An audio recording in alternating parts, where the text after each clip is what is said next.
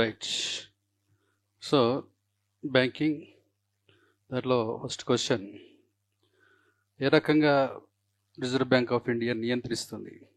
How RBI regulates the banking sector? Right. దాంట్లో మనకు quantitative measures, qualitative measures రెండు తీసుకున్నాం. క్వాంటిటేటివ్ మెజర్స్ అంటే డైరెక్టా ఇండైరెక్టా? ఇండైరెక్ట్. క్వాలిటేటివ్ మెజర్స్ అంటే డైరెక్ట్. కాబట్టి ఈ రెపో రేటు, రైట్, ఇవి ఎంత పెరుగుతుంది ఎంత తగ్గుతుంది అనేది బ్యాంకర్స్కి తెలిసి ఉండదు. మామూలు పౌరుల లెక్కనే వాళ్ళకు ఉంటుంది. కాబట్టి దాన్ని ఇండైరెక్ట్ అన్నాం. పోతే డైరెక్ట్, గుణాత్మక. అది ఏ సంవత్సరంలో వచ్చిందో చెప్పినాం. 19. సెలెక్టివ్ ఎప్పుడు వచ్చిందండి? Selective measures, direct measures. 19 selective measures, direct measures రెండు కదా. పరిమాణాత్మకము, గుణాత్మక కదా. అదే పరిమాణాత్మక క్వాంటిటేటివ్. అది RBI schedule it self, RBI act, it was 1934. But with reference to selective measures, direct measures, they were started in 1956. అంతే కదా, 56. సో అందుకే అది గుర్తుంచడానికి కూడా ఒక ఇన్సూరెన్స్ కంపెనీ కూడా నేషనలైజేషన్ అయింది. That was LIC. ఎల్ఐసి. ఇక్కడ అంశంలో మనకు ఇవాళ మీకు ఇది ఇన్సూరెన్స్ చూస్తే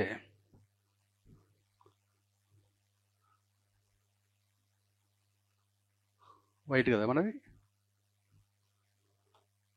ఇన్సూరెన్స్ చూస్తే బీమా అంటాం, బీమా ఇన్సూరెన్స్. ఓకే. సో 1947 తర్వాత life, non life, life, non life. కాబట్టి లైఫ్ ఇన్సూరెన్స్లో మనకు 47 నుంచి 1956 వరకు we have 2, private and government. Both were existed from 47 to 56. But in 56, it was nationalized. Nationalized means government to nationalized, private into government. So it was, yes, ఇది మనకు 1999 వరకు it was there.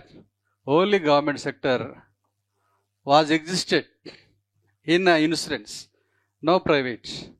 That was a blunder mistake. అది మనోళ్ళు చేసిన పెద్ద తప్పు. ఎందుకోసం అంటే మనం ఏర్పాటు చేసుకున్నది మీకు తెలుసు, అది మిశ్రమ ఆర్థిక వ్యవస్థ, mixed economy, in which both private and government are permitted to exist. కానీ మనోడు చేసిన బ్లండర్ మిస్టేక్ ఏంది? Only government. ఇక్కడ part and parts of reforms, ఒక చట్టం వచ్చింది, ఒక యాక్ట్ వచ్చింది. యాక్ట్ వల్ల since 1991 till today right we have 2, private plus government. What might be, ఏమై ఉంటుంది అది? 1999లో we started one act. The act permitted the private sector besides government sector. Why? Because 56 to 99 only government. But ours is the mixed economy. Okay, that was the wrong policy. అదే wrong policy. కాబట్టి 99లో ఏం చేసినామంటే మనము ఒక చట్టం తీసుకొచ్చినాం. ఈ చట్టం ప్రకారం private government both are enable to exist, రెండు ఉండవచ్చు. ఓకేనా? అది మీకు తెలుసు. ఒక క్లూ ఇస్తాను. That office head quarter Hyderabad, that is IRDA, Insurance Regulatory Development Authority. It was in Hyderabad itself, right? So now both private government. ఇది లైఫ్. ఇక నాన్ లైఫ్లో 47 to 1973. ఓకేనా? So year both private plus government are existed, but 73 Again, it was nationalized. Nationalized means private into government. Same right, it was 1999. Same act liberalized. That was IR. Same year.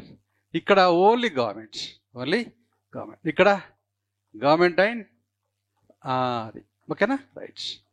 So అట్లా మనకు కొన్ని పిచ్చి పనులు చేశారు మన వాళ్ళు. ఆ పిచ్చి పనుల ఫలితంగా భారతదేశ ఆర్థిక వ్యవస్థలో జనం జిబజిబ, వస్తువులు లేవు కానీ జనాన్ని సృష్టించారు. ఎందుకు? ఈ యాక్ట్స్ ఇవన్నీ వేస్ట్. ఎప్పుడు కానీ ప్రజల యొక్క సంతోషాన్ని తీర్చేది వస్తు సేవలు, అది ఉత్పత్తి చేసుకోవాలా. అంతేగాని నేను జాతి ఏం చేస్తా, నేను అది చేస్తా ఇది చేస్తా అంటే ఎవరి కోసం నాకు అర్థం కాదు. So we ignored basic principle. The basic principle is demand is matched with supply. Simple అది. దానికి పెద్ద నువ్వు గ్రంథం అవ్వాల్సిన అవసరం కూడా లేదు, అక్కడ ఏం రెఫర్ చేయాల్సిన అవసరం లేదు. సింపుల్. జనం ఎంతున్నారు, వాళ్ళకు వస్తువులు ఉత్పత్తి చేయి, అంతే నువ్వు చేయవలసింది. సో ఇది చేసి ఇక్కడ ఇదంతా చేశాడు మల్హోత్రా కమిటీ సూచనల మేరకు. ఎస్, ఓకేనా, come to the point. So మొత్తం 56 అనేది బాగా వెల్ నౌన్.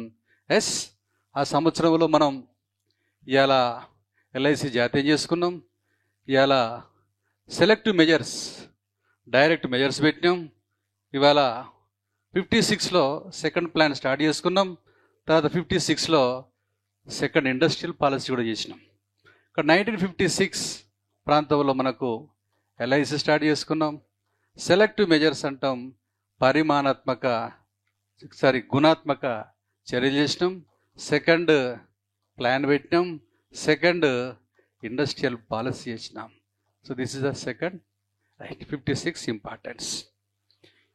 సో కాబట్టి ఇక్కడ సబ్జెక్ట్ అక్కడ ఉంటుంది. ఆ సబ్జెక్ట్ను స్పీడ్గా అర్థం చేసుకుని డెలివరీ చేసే మెకానిజం బిల్డప్ చేసుకోవాలి, అంతేం లేదు. అర్థమైందా? సో అందరూ చదివేది అదే సబ్జెక్టు, అందరూ చూసేది అదే, అందరి దగ్గర ఉంటుంది. కాకపోతే అర్థం చేసుకోవడము, అందరికంటే స్పీడ్గా రాయడం, అదొకటి మనం చేయాలి, రైట్. Okay, keep aside. ఇప్పుడు రెండవ క్వశ్చన్కి వెళ్దాం. ఇక్కడ ఫస్ట్ క్వశ్చన్లో మనం ఏ రకంగా మనం నియంత్రణ చేసామని చూసాం కాబట్టి ఎస్. సరే, next, explain the banking reforms undertaken by the government towards strengthening the banking sector. Banking రంగాన్ని బలోపేతం చేసేందుకు, రైట్, ఏంటి అవి సంస్కరణలు, ఓకేనా. ఏ సంస్కరణలు చూద్దాం. Okay, before 1991 India's banking sector faced numerous challenges. Challenge చూసినాం మనం, జాతీయం చేయడము, అర్థమైందా, ప్రైవేట్ రంగాన్ని బయటికి వెళ్ళగొట్టడము, గవర్నమెంట్ రంగం మీద అన్నెసెసరీ కంట్రోల్స్. ఇలా ఫర్ ఎగ్జాంపుల్ ఆర్బీఐ ఉంది, అర్థమైందా. సో ఇక్కడ ఒక ఎస్సిబి ఉంది, ఎస్బీఐ. ఈ ఎస్బీఐ పైన ఆర్బీఐ కంట్రోలు, తర్వాత గవర్నమెంట్ ఆఫ్ ఇండియా కంట్రోల్ కూడా ఉండేది, డ్యూయల్ కంట్రోల్. కాబట్టి దానివల్ల ఏమైందంటే ఇటు ఆర్బీఐ మాట వినాలన్నా, గవర్నమెంట్ ఆఫ్ ఇండియా మాట వినాలన్నా అనేది ఒక ప్రాబ్లంలో ఉండేది బ్యాంక్స్. బట్ ఇక్కడ సంస్కరణలు ఏమైందంటే అట్లా చేయకూడదు, ఆర్బీఐ గైడ్ చేయాలి అనేది. సో ఇట్లా 40 years మనం వేస్ట్ చేసుకున్న తర్వాత ఒక ఆలోచన వచ్చింది.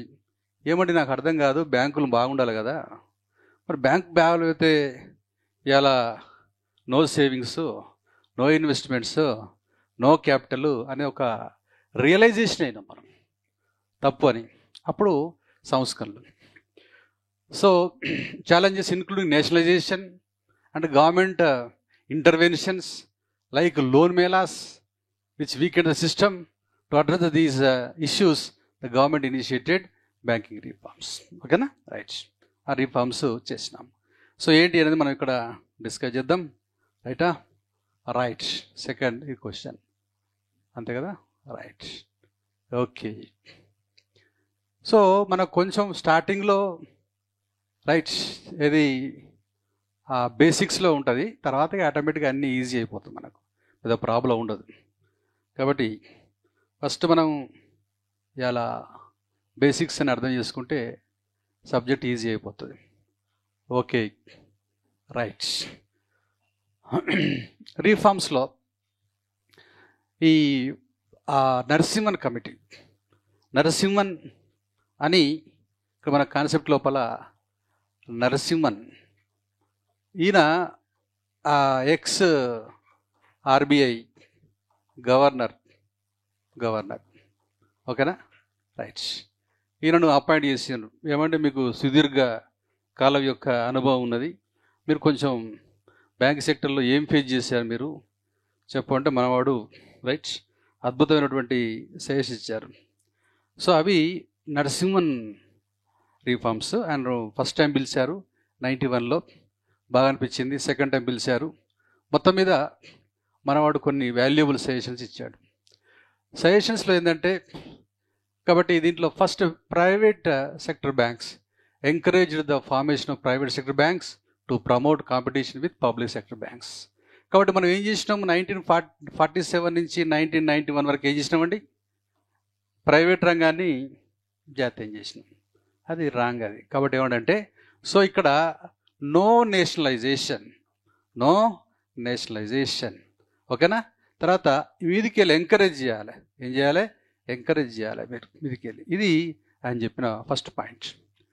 సో ఇప్పుడు మనం ప్రైవేట్ సెక్టర్ బ్యాంక్స్ దాదాపు 21 వరకు ఉన్నాయి, ఇంకా పెంచే ప్రయత్నము చేస్తూ ఉన్నాము. తర్వాత ఈ ప్రైవేట్ బ్యాంకుల్లో ఎన్పి అనేది ఇలా తక్కువగా ఉన్నది, ఇలా గవర్నమెంట్ బ్యాంకుల్లో ఎన్పి అనేది ఎక్కువ ఉంది.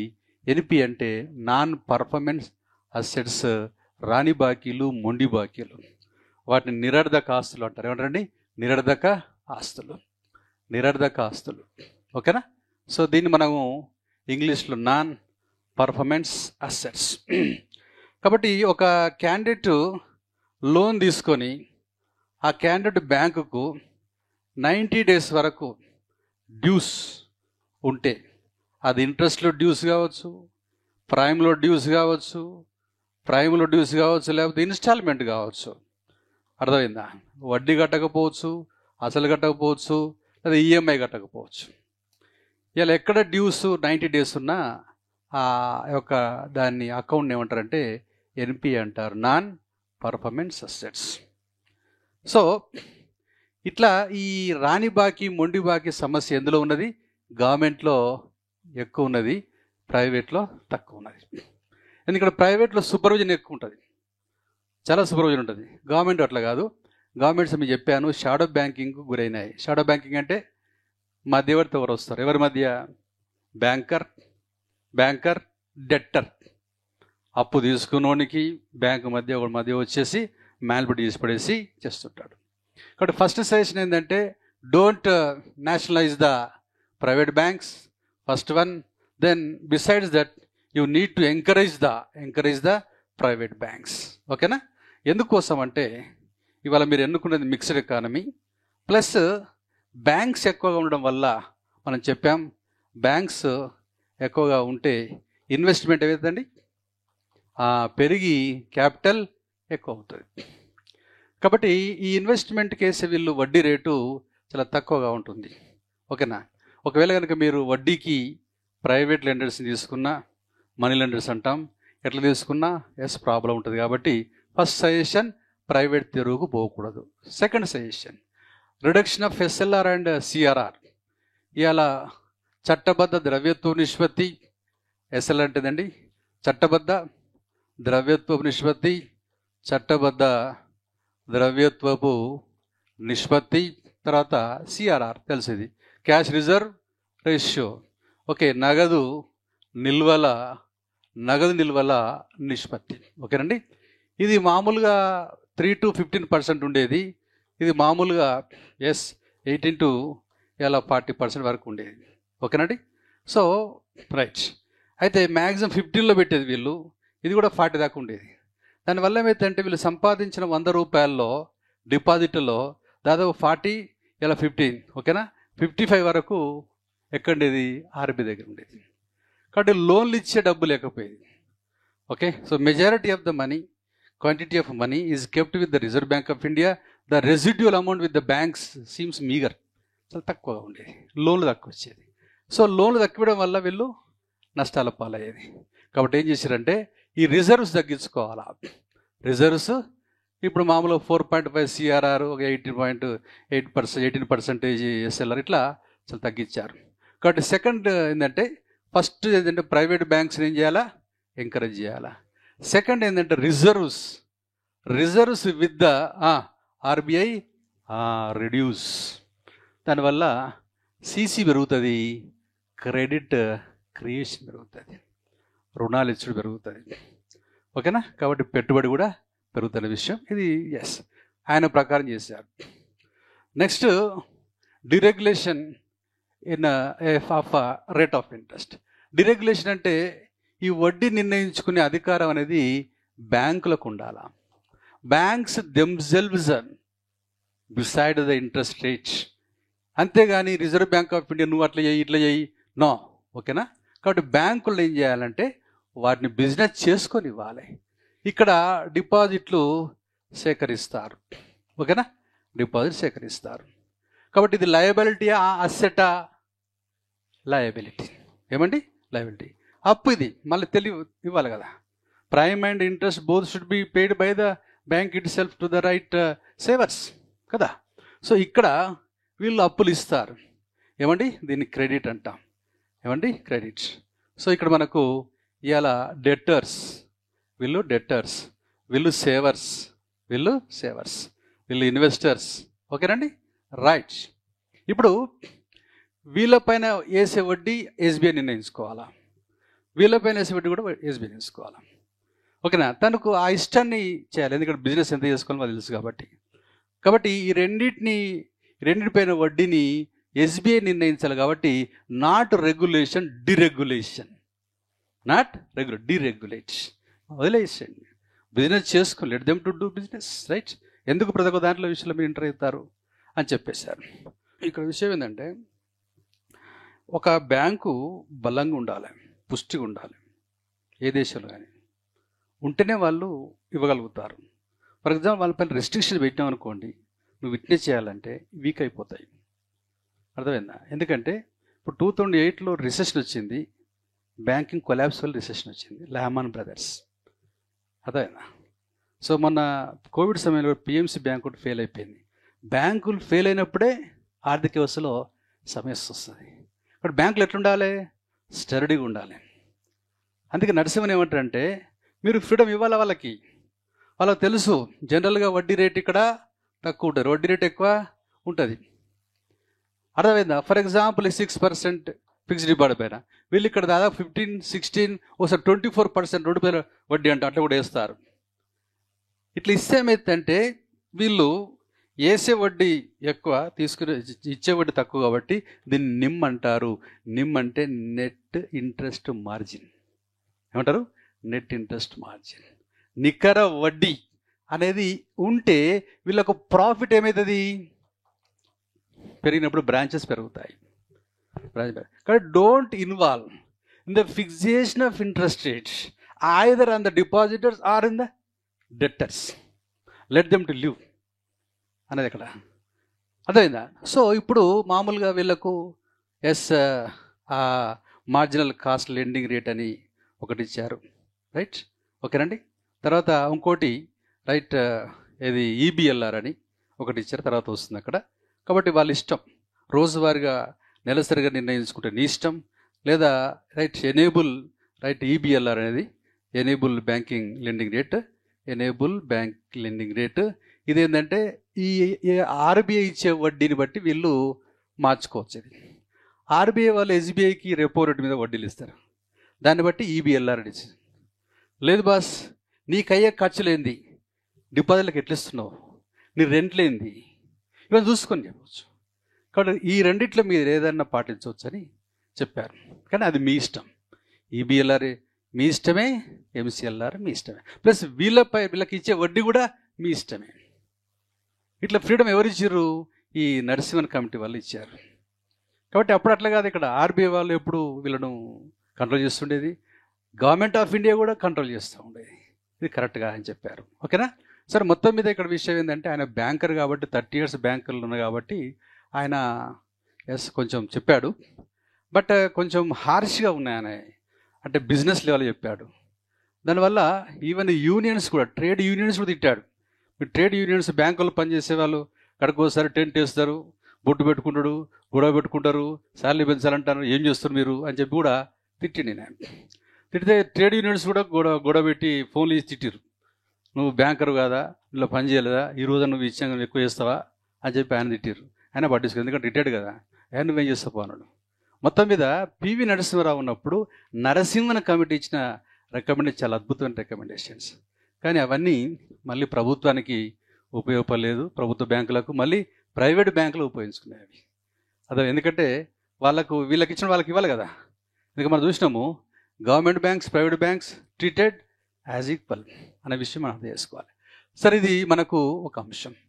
కాబట్టి ఈ డెట్టర్స్ పైన వేసే వడ్డీ రేటు ఎంసీఎల్ఆర్, ఈబిఎల్ఆర్ 2 రకాలు మీరు తీసుకోండి, మీ ఇష్టం ఏదైతే దాన్ని పాటించండి. తర్వాత మీ ఇష్టం అనేది ఒకటి, దాన్ని డిరెగ్యులేషన్ ఆఫ్ ఎస్. ఇక్కడ కాన్సెప్ట్ ఏంటంటే గుర్తుపెట్టుకోవాలి, ఎప్పుడు కానీ బ్యాంకులు మీరు అనొచ్చు, బ్యాంకులో ఫ్రీడమ్ ఇస్తే వాళ్ళు ఇష్టం వచ్చినట్టు వడ్డీ వేస్తారు, కరెక్టే. సో వాళ్ళ మధ్య కాంపిటీషన్ ఉంటుంది, వెళ్తలేదు. ప్రైవేట్ బ్యాంకు, గవర్నమెంట్ బ్యాంకు, అర్థమైందా? వీళ్ళ మధ్య severe cut throat competition existed. కాబట్టి ఒకటిగా బాగా వడ్డీ వేసిన అనుకోండి, ఆల్రెడీ ఈ డెట్టర్స్ అక్కడ ఇంకో దిక్కుపోతారు. అదైందా? ఫారం బ్యాంక్స్ ఉంటాయి, ప్రైవేట్ బ్యాంక్స్ ఉంటాయి, గవర్నమెంట్ బ్యాంక్స్ ఉంటాయి, రీజనల్ బ్యాంక్స్ ఉంటాయి, కోఆపరేటివ్ బ్యాంక్స్ ఉంటాయి, ఎన్బిఎఫ్సీలు ఉంటాయి, ఇవి ఉంటాయి కదా. ఇక్కడ వాళ్ళ మధ్య పోటీ ఉంటుంది. కాబట్టి ఆ కాంపిటీషన్లో ఎవరు ఏరు. ఒకడే ఉన్నప్పుడు మోనోపోలీ, ఒకటే కాదు కదా ఇక్కడ అది. కాకపోతే బ్యాంకును వాళ్ళ ఫ్రీడమ్కి వదిలేస్తేనే బాగుంటుంది అనేది నరసింహన్ ఓకే అన్నారు. అది next, international banks promoted the entry of international banks. మనకు ఉన్నాయి ఆల్రెడీ. ఓకే, ఇంటర్నేషనల్ బ్యాంక్స్ కూడా ఉన్నాయి, వాళ్ళకు కూడా ఇచ్చిన పర్మిషన్ 100% ఎఫ్డిఐ రావచ్చు. కానీ ఇక్కడ ఎఫ్డిఐ విషయంలో మనం చూస్తే ఇలా ప్రైవేట్ బ్యాంకులోకి 74% రావచ్చు, ఇలా గవర్నమెంట్ బ్యాంకులోకి 20% రావచ్చు, ఇలా ఫారెన్ బ్యాంకులోకి 100% రావచ్చు. ఫారెన్ డైరెక్ట్, విదేశీ ప్రత్యక్ష పెట్టుబడులు, అర్థమైందా? సో మొత్తం మీద బ్యాంకులు బాగుండాలనే కాన్సెప్టు నరసింహన్ చెప్పాడు. పివి గారు కూడా ఓకే అన్నాడు, బాగా చెప్పారన్నాడు. ఎందుకోసం అంటే అవన్నీ బ్యాంకుల డెవలప్మెంట్ కోసం. ఇక్కడ గుర్తుపెట్టుకోవాలి, బ్యాంకులు అద్భుతంగా ఉంటేనే as savers, investors are connected. ఎందుకంటే వాళ్ళు వేసే వడ్డీ రేటు తక్కువగా ఉంటుంది. ఫర్ ఎగ్జాంపుల్, ఒక కంపెనీ అనుకోండి, కంపెనీకి బాగా గుడ్ విల్ ఉంటే వాళ్ళు బ్యాంకు పోరు, వాళ్ళు డైరెక్ట్ స్టాక్ మార్కెట్ పోతారు. స్టాక్ మార్కెట్ అప్లై చేస్తారు, నేను ఇట్లా. సో ఇక్కడి నుంచి ఇలా బిఎస్సి కావచ్చు, ఇలా ఎన్ఎస్సి కావచ్చు, ఇక్కడి నుంచి వీళ్ళు ఐపీఓ పోతారు, ఇనిషియల్ పబ్లిక్ ఆఫరింగ్ పోతారు. సో రిలీజ్ చేస్తారు, గుడ్ విల్ కాబట్టి డబ్బులు వచ్చేస్తాయి. బట్ అన్నిటికీ ఉండదు కదా అంత గుడ్ విల్, బ్యాంకులో పోవాల్సి వస్తుంది, అర్థమైందా? రైట్. కాబట్టి బ్యాంకులు కూడా, కాబట్టి అత్యంత బలమైన కంపెనీలు బ్యాంకులో పో. ఇంకొన్ని కంపెనీలు బాగా ఉంటే బయట నుంచి అప్పు తెచ్చుకుంటాయి, ఇలా ఈసీబీ అంటాం, ఎక్స్టర్నల్ కమర్షియల్ బారోయింగ్స్, అర్థమైందా? తర్వాత ఇంటర్నేషనల్గా వాళ్ళ బాండ్స్ రిలీజ్ చేస్తారు, గ్లోబల్ డిపాజిటరీ రిసీట్స్, అర్థమైందా? American depositary receipts. For example, ఇప్పుడు ఇండియా ఇన్ఫోసిస్ ఉందనుకుందాం, వీడికి డబ్బులు ఇక్కడ వాడే అరేంజర్ 1000 కోట్లు 2000 కోట్లు అడిగింది. ఇప్పుడు ఏం చేస్తారంటే యూఎస్కి వెళ్తాడు, అదేనా? సో ఇక్కడ డిపాజిట్ ఉంటుంది, డిపాజిటరీ అని ఒకటి ఉంటుంది, డిపాజిటరీ. వీళ్ళు అప్లై చేస్తారు ఇక్కడ. వీళ్ళు ఏం చేస్తారంటే అమెరికా మొత్తం రిలీజ్ చేస్తారు, ఎవరి ఇన్ఫోసిస్, అర్థమైందా? సో వీళ్ళు మధ్యవర్తులు. ఇది అమెరికన్ డిపాజిటరీ రిసీట్స్. లేదు వరల్డ్ మొత్తం రిలీజ్ చేయాలా, no problem, GDR global, yes యూకేకి వెళ్తారు, చెప్తారు, వీళ్ళు వరల్డ్ మొత్తం పోతుంది. పాయింట్ అర్థమైంది? అట్లా సోర్స్ పెరిగిపోయింది ఇక్కడ. మీరు అర్థమైంది? మీకు గుడ్ విల్ ఉంటే, అందుకోసమే కంపెనీస్ ఒక స్థాయి పోయిన తర్వాత పొరపాటు తప్పు చేసింది అనుకోండి, కొలాప్స్ అదేనండి. ఇప్పుడు హిండన్బర్గ్ వాడు చిన్న ఏదో ఎస్ వీళ్ళు వేస్ట్ అంత మ్యానిపులేట్ చేస్తున్నారు వీళ్ళకు అని చెప్పి వాడు పుకార్లు అయిపోయాను. సో ఒకటే రోజు ఇట్లా ఫాల్ డౌన్ అయిపోయింది. ఇంటర్నేషనల్ న్యూస్ అది తప్పు కాబట్టి, అబద్ధం కాబట్టి, హ్యూమర్ కాబట్టి మళ్ళీ పైకి లేచింది. అది నిజమైతే అట్లే పోయేది. అందుకే ఎవరు నిజాన్ని ఆపలేడు కదా, నిజం చివరికి గెలుస్తుంది. కాబట్టి ఏం చేయలేకపోయిండు, అర్థమైందా? వాళ్ళ మైలేజ్ కోసం వాళ్ళు మాట్లాడిండు, ఫెయిల్ అయిపోయిండు. ఓకేనా ఆ విషయం. సరే, ఏదైనప్పటికీ విషయం ఏంటంటే ఇవాళ బలమైన వ్యవస్థలను మనం బిల్డప్ చేసుకోవాలి. ఇలా అమెరికా లోపల మీకు అంత డెవలప్ అయిందంటే 28.5 ట్రిలియన్ డాలర్స్ ఎకానమీ అంటే అది మామూలు విషయం కాదు. ఇక్కడ అది కొన్ని రూల్స్ అండ్ రెగ్యులేషన్స్ వాళ్ళు పాటిస్తారు అక్కడ. అర్థమైందా? సో అది తప్పని అవసరం లేదు. అంటే కష్టమవుతుంది. ఇక్కడ 100% క్వాలిటీ పోతారు వాళ్ళు. అర్థమైందా? క్వాలిటీ మెయింటైన్ చేస్తేనే మార్కెట్లు ఉంటాయి. ఎవరి కోసం కాదు, కంపెనీ కోసం ఇక్కడ. అర్థమైందా? అది కాబట్టి ఆ ఫండమెంటల్స్ వెరీ వెరీ ఇంపార్టెంట్. సరే, వదిలేద్దాం. Indian bank. Next 4 tier bank system. ఆయన ఏం చెప్పిందంటే ఇంటర్నేషనల్గా కొన్ని బ్యాంకులు ఉండాలా, నేషనల్గా కొన్ని బ్యాంకులు ఉండాలా, తర్వాత 3rd RRBs, తర్వాత 4th లోకల్ బ్యాంక్స్, ఇట్లా 4 టైర్ సిస్టమ్ ఇచ్చి. కాబట్టి ఇక మీరు ఇంటర్నేషనల్ బ్యాంక్స్ ఒక 2-3 డెవలప్ చేసుకోండి, 3-4 డెవలప్ చేసుకోండి. అర్థమైందా? తర్వాత నేషనల్ బ్యాంక్స్ 8-10, తర్వాత RRBs regional rural banks, local banks, ఇట్లా ఒక టైర్ సిస్టమ్ ప్రకారం ఉండాలని చెప్పి సజెషన్. దీనివల్ల ఏంటంటే SBI వాళ్ళు తమ గ్రూప్లో ఉన్న వాటిని అన్నింటినీ ఏం చేశారంటే కలుపుకున్నారు. State bank of Hyderabad, state bank of Travancore, state bank of Indore, ఓకేనా, అన్నీ వచ్చి ఇలా కలిసినాయి, SBIలో కలిసినాయి. మహిళా ఇది బ్యాంక్ కూడా ఒకటి ఉండే, చిదంబరం స్టార్ట్ చేసి అది కూడా కలిపేశారు. ఎందుకు? ఒక ఇంటర్నేషనల్ బ్యాంక్ ఎదుగుదామని. ఎందుకంటే వాళ్ళకు ఇంటర్నేషనల్ బ్యాంక్ అన్నప్పుడు ఏమైందంటే ఇంటర్నేషనల్ రిలేషన్స్ ఉంటాయి, ప్లస్ పెద్ద పెద్ద కంపెనీలకు వీళ్ళు అప్పులు ఇస్తారు. ఇంటర్నేషనల్ నేమ్ వస్తే కూడా వాళ్ళకు డిపాజిట్ ఇంటర్నేషనల్గా వస్తుంది. అర్థమైంది? ఆ విషయం అర్థం చేసుకోవాలి. కాబట్టి ఇక్కడ కాన్సెప్ట్లో ఏంటంటే మీరు ఇప్పుడు స్టేట్ బ్యాంక్ ఆఫ్ ఇండియాకు ఇలా దేశం లోపల డిమాండ్ డిపాజిట్స్, ఇలా టైం డిపాజిట్స్, ఓకేనా, టైం డిపాజిట్స్ 2 ఉంటాయి. ఓకేనండి? దీన్ని మనం ఏమంటాం? 2 డిపాజిట్స్ అంటాం. ఓకే. తర్వాత ఇక్కడ SBIకి బయట నుంచి కూడా వస్తాయి డిపాజిట్లు. అదేనండి, బయట నుంచి ఉంటాయి. So non resident external rupee accounts, foreign currency non resident bank account, తర్వాత నాన్ రెసిడెంట్ ఆర్డినరీ అకౌంట్, ఇవి బయట వాళ్ళు కూడా చేసేస్తారు. ఒక బ్యాంక్ కనుక నేమ్ ఉంటే ఇట్లా బయట నుంచి వస్తుంది. సో ద డిపాజిట్లు పెరిగిపోతాయి. ఇప్పుడు ఇంతెందుకు ఇలా PM ఇలా జన్ధన్ యోజన అనేది ఇలా చాలా ఫేమస్ అయింది. దాదాపు 52 crore పీపుల్ అందులో జాయిన్ అయిపోయారు. దీనివల్ల దాదాపు 2 లక్షల కోట్ల రూపాయల కాసా వచ్చింది. కాసా అంటే ఇక్కడ కరెంట్ అకౌంట్, సేవింగ్ అకౌంట్లో డబ్బులు, జనరల్ సేవింగ్ అకౌంట్ వీళ్ళకి ఇచ్చింది. 2 lakh crores వచ్చింది. ఒక అద్భుతమైన పథకం జన్ధన్. అదేనా అంటే బీద వాళ్ళు కూడా వాళ్ళ ఇంట్లో ఉన్న వాటి కూడా డబ్బులు తీసుకొచ్చి పెట్టడం వల్ల 2.3 lakh crores బ్యాంకులకు వచ్చేసింది. ఆ డబ్బుతో వీళ్ళు ఏం చేస్తారు? రుణాలు ఇస్తుంటారు. కాబట్టి ఇక్కడ ఈ బ్యాంకులను మనం ఎట్లా పుష్టి ఉంచాలా అనే ప్రయత్నం చేయాలి. కాబట్టి ఇది బయట నుంచి కూడా ఇలా non resident external rupee account, foreign currency విదేశీ కరెన్సీలు దాచుకోవచ్చు. తర్వాత ఇలా మన వాళ్ళకు బయట ఏది సెటిల్ అయిన తర్వాత వాళ్ళకి ఇక్కడ ఆస్తులు ఉంటే ఆస్తులకు సంబంధించిన వాళ్ళు రెంట్లు వేస్తుంటారు. Non resident ordinary account open చేసి, బాబు మీరు ఈ రెంట్ ఇందులో వేస్తే వాళ్ళు డైరెక్ట్ వెళ్ళిపోతుంది. ఇట్లా. సో వీళ్ళకి ఇచ్చే వడ్డీ ఉంది కదా, వీళ్ళకి ఇచ్చే వడ్డీని RBI ప్రకారం ఉండదు. వీళ్ళకి ఇచ్చే వడ్డీ RBIకి కనెక్షన్లో ఉంటుంది, తెలుస్తుంది. ఇప్పుడు దీంట్లో ఈ కరెంట్ అకౌంట్ ఉంది, సేవింగ్ అకౌంట్.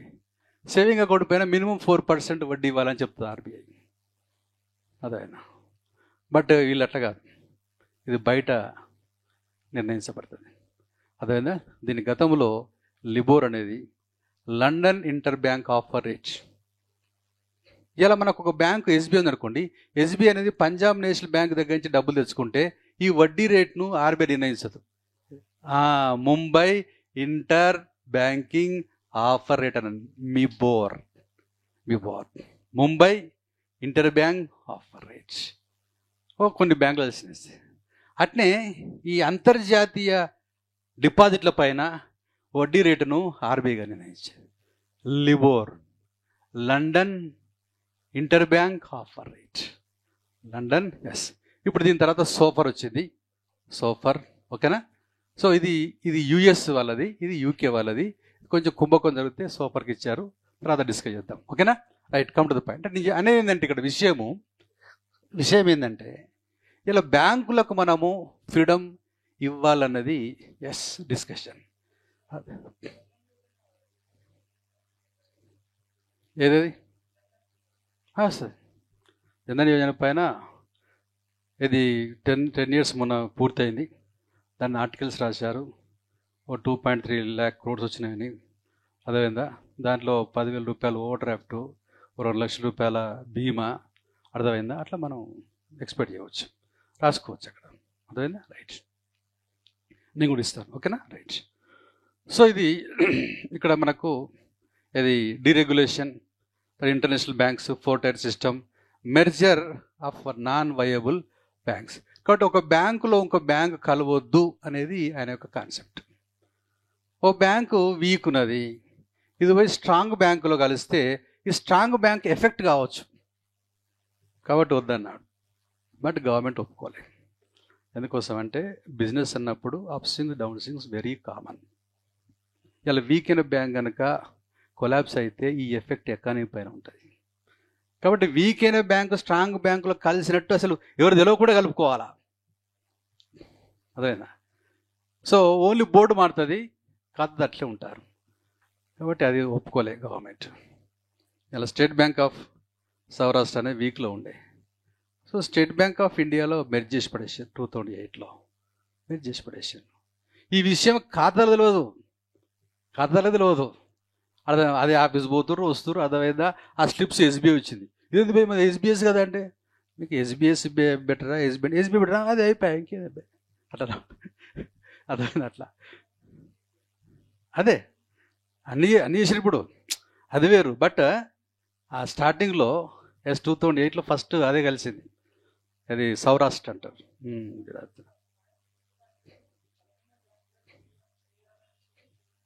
ఏది suggested merging week banks to create stronger banks. ఇది రాంగ్ ఇచ్చారు, నేను సెట్ చేస్తాను. ఫస్ట్ ఆయన చెప్పినంటే ఇది చేయొద్దు అన్నాడు. అదే ఎందుకు చేయొద్దంటే ప్రాబ్లం అయితే గవర్నమెంట్ ఒప్పుకోలే. ఓకేనా? రైట్. కొన్ని దిక్కుల అట్లా ప్రాబ్లమ్స్ ఉన్నాయి, అందుకే ప్రోగ్రామ్ కూర్చోబెట్టాలి. అది నా దాంట్లో ఉంటుంది అక్కడ. ఒక్కోసారి ఏమైందంటే నేను తప్పు రాసినది కూడా కొట్టేస్తుంటారు. కొంచెం సబ్జెక్ట్ వచ్చిన తలమలిపోయిందంటే నేను తప్పు రాసినకుంటాను. స్పెల్లింగ్స్ కూడా మామూలుగా మనకి రాసేటప్పుడు ఇక్కడ మనకు మీగర్ రాస్తాం, కొంచెం మీగర్ వేరు, మీయర్ వేరు. అర్థమైందా? అయితే నేను ఇది రాస్తే ఈయన ఇది రాస్తాడు. రీజన్ ఏంటంటే అట్లా జరుగుతుంటుంది మాకు. ఇది అంటే వాళ్ళకి తెలియదు కదా పూర్తిగా, లిటరీ తెలియదు. కాబట్టి దీని అర్థం వేరు, దాని అర్థం వేరు. అరే సార్ తప్పు రాసినని నాకే కౌంటర్ ఇస్తారు. ఇట్లుంటుంది. ఉంటాయి ఇట్లాంటి, మేము పట్టించుకోము. అంటే ప్రాక్టికల్ తెలుసు కాబట్టి ఇట్లా. ఓకేనా? ఓసారి ఇట్లా కూడా అంతే, సబ్జెక్ట్ వచ్చి తెలిస్తే తలనొప్పి, చిన్న ప్రాబ్లమ్స్. తర్వాత బేసికల్గా నాకు కొంచెం తెలుగు, ఈ ఇంగ్లీష్ రైటింగ్ కొంచెం నాకు బేసికల్ బాగుండదు. అందుకే నా మీద నేర్చుకుంటాను. ఏదైనా తప్పు జరిగినప్పుడు నాదే అంట. ఓకేనా? రైట్. సరే, నా రైటింగ్ తెలియదు మీకు, చూడలే మీరు. అది చూసిరా? Okay, right. అట్లే నేను కాదు, కానీ ఇక్కడ విషయం ఏంటంటే మేము మీ లెక్క ఫార్మల్ స్కూల్ కాదు, అట్లా ఇంటలెక్చువల్ కాదు, పాడు కాదు. కానీ ఇక్కడ విషయం ఏంటంటే మేము స్కూల్కి పోకపోయేది, తప్పించుకుంటూ తిరుగుతుంది, బయట తిరిగేది. సో దానివల్ల రైటింగ్ ప్రాక్టీస్ ఏం లేదు. రైట్. సో అది అట్లా నడిచిపోయింది అంతే. తర్వాత తెలుసుకునేసరికి అంత ఎంఏ బీడ్ దాకా తెలుసుకుని వచ్చినాం. చిమ్మని చీకటి అయిపోయింది. ఏం నథింగ్ వాజ్ అచీవ్డ్. సో అప్పుడు ఇంగ్లీష్కి కన్వర్ట్, డైరెక్ట్ ఇంగ్లీష్కి కన్వర్ట్ అయినా, తెలుగు మీడియం మొత్తం ఎంఏ బీడీ. సరే, కాన్సెప్ట్ ఏంటంటే అంటే ఎప్పుడు మేము రియలైజ్ అయినామంటే మన దగ్గర అంత ఉంటుంది అనేది బాగా తెలుసుకుంటారో లేదు. చాలామంది మన శక్తిని మనం తెలుసుకోకుండా ఏదో ఊహల్లో ఉంటారు. Whatever you want you can. కాలేదంటే 100% నువ్వు కాలేదంటే నీదే తప్పు, కానీ పక్కొంది కదా తప్పు కాదు, వాళ్ళ మీద ఇది మీ విషయం తప్పించుకోవడం కాదు అనేది మీరు రియలైజ్. ఆ తర్వాత మెల్లగా ప్రోగ్రెస్ స్టార్ట్ అయింది. సరే, వదిలేసేయండి. So capital adequacy emphasised maintaining adequate capital to manage non performances. కాబట్టి అక్కడ ఏం చేసిందంటే ఈ స్క్రార్ అంటాం, క్యాపిటల్ రిస్క్ అవైటెడ్ రేషియో అంటాం. అంటే దాని అర్థం ఏంటంటే మీకు ఈ మొండి బాకీలు ఉన్నప్పుడు కొంత డబ్బును మీరు పక్కకు పెట్టాలి. కొంత డబ్బు మీరు పక్కకు పెట్టాలి. ఎందుకంటే అవి రాకపోతే ఈ డబ్బు దాన్ని చూసుకుంటుంది. అర్థమైందా? సో ఇది ఎవరు చెప్పారంటే అంతర్జాతీయంగా బ్యాంకులకు సజెషన్స్ ఇస్తారు. వారు వాళ్ళ పేరేంటి? బిస్సిల్. ఓకేనా? బిస్ అంటాం, బ్యాంక్ ఆఫ్ ఇంటర్నేషనల్ సెటిల్మెంట్స్. ఇది 1930లో స్టార్ట్ అయింది. ఇది బాస్లేలో ఉన్నది. బాస్లే, అందుకే దాన్ని బాసల్ సూత్రం అంటారు. బాస్లే, స్విట్జర్లాండ్ అది. సో వాళ్ళేం చెప్పారంటే, ఈయన ముందే చెప్పిండు, బాబు మీరు తప్పకుండా ఇది మెయింటైన్ చేయాలి. ఎందుకంటే బ్యాంకులు మామూలుగా ఇది అప్స్ అండ్ డౌన్స్ ఉంటాయి, నో ప్రాబ్లం. బట్ ఈ సూత్రం చెప్పినది క్రార్ అంటే ఇక్కడ ఏంటంటే క్యాపిటల్ రిస్క్ అవైటర్ రేషియో. ఇది టైర్ 1 తర్వాత చెప్తాను, ఇది మామూలు ఇప్పుడు బ్రీఫ్ చెప్తాను. Plus tier 2 by risk weighted ratio. అంటే దాని అర్థం ఏంటంటే ఈ టైర్ 1 మూలధనము, టైర్ 2 మూలధనము. టైర్ 1 అంటే పైకి కనిపించే మూలధనము, టైర్ 2 అంటే కనిపించని మూలధనం, అంటే ఆస్తులు అవి ఉంటాయి కదా, షేర్లు అవి ఉంటాయి కదా అవి. సో కనిపించని మూలధనం బై రిస్క్ వెయిట్ రేషియో అంటే నష్టాలు. ఓకే, ఇట్లా ఈ సూత్రం ప్రకారం వస్తుంది. ఫర్ ఎగ్జాంపుల్ 9% వాడుతున్నారు, ఇప్పుడు 9% ఉండాలి. ఏది? క్రార్ ఈజ్ ఈక్వెస్ట్ 9%. ఓకేనండి. ఫర్ ఎగ్జాంపుల్ ఇప్పుడు మీకు 100 కోట్లు ఇక్కడ ఉంది. ఓకేనండి, 100 కోట్లు ఉన్నది, రైట్. ఇక్కడ ఒక 20 ఉంది. ఓకేనండి. సో ఫర్ ఎగ్జాంపుల్ 5 ఉంది అనుకుందాం. 5 నష్టం ఉందని ఎంత వస్తుంది ఆన్సర్? 20 వస్తుంది. ఓకేనండి, రైట్. ఫర్ ఎగ్జాంపుల్ ఇక్కడ 25 ఉంది, ఎంత వస్తుంది? ఇది 4 వస్తుంది. ఇప్పుడు ఇక్కడ మీరు ఈ క్యాపిటల్ ఉంది కదా, డబ్బులు 100 కోట్లు కదా, 25 కోట్లు మారదు కదా. నెక్స్ట్ ఏం చేస్తారంటే ఇక్కడ ఈ 100 కోట్ల నుంచి అదేవిధంగా 150 కోట్లు చేస్తారు. 25 ఎంత వస్తుంది? తర్వాత ఇంకా 9కు రాలేదు.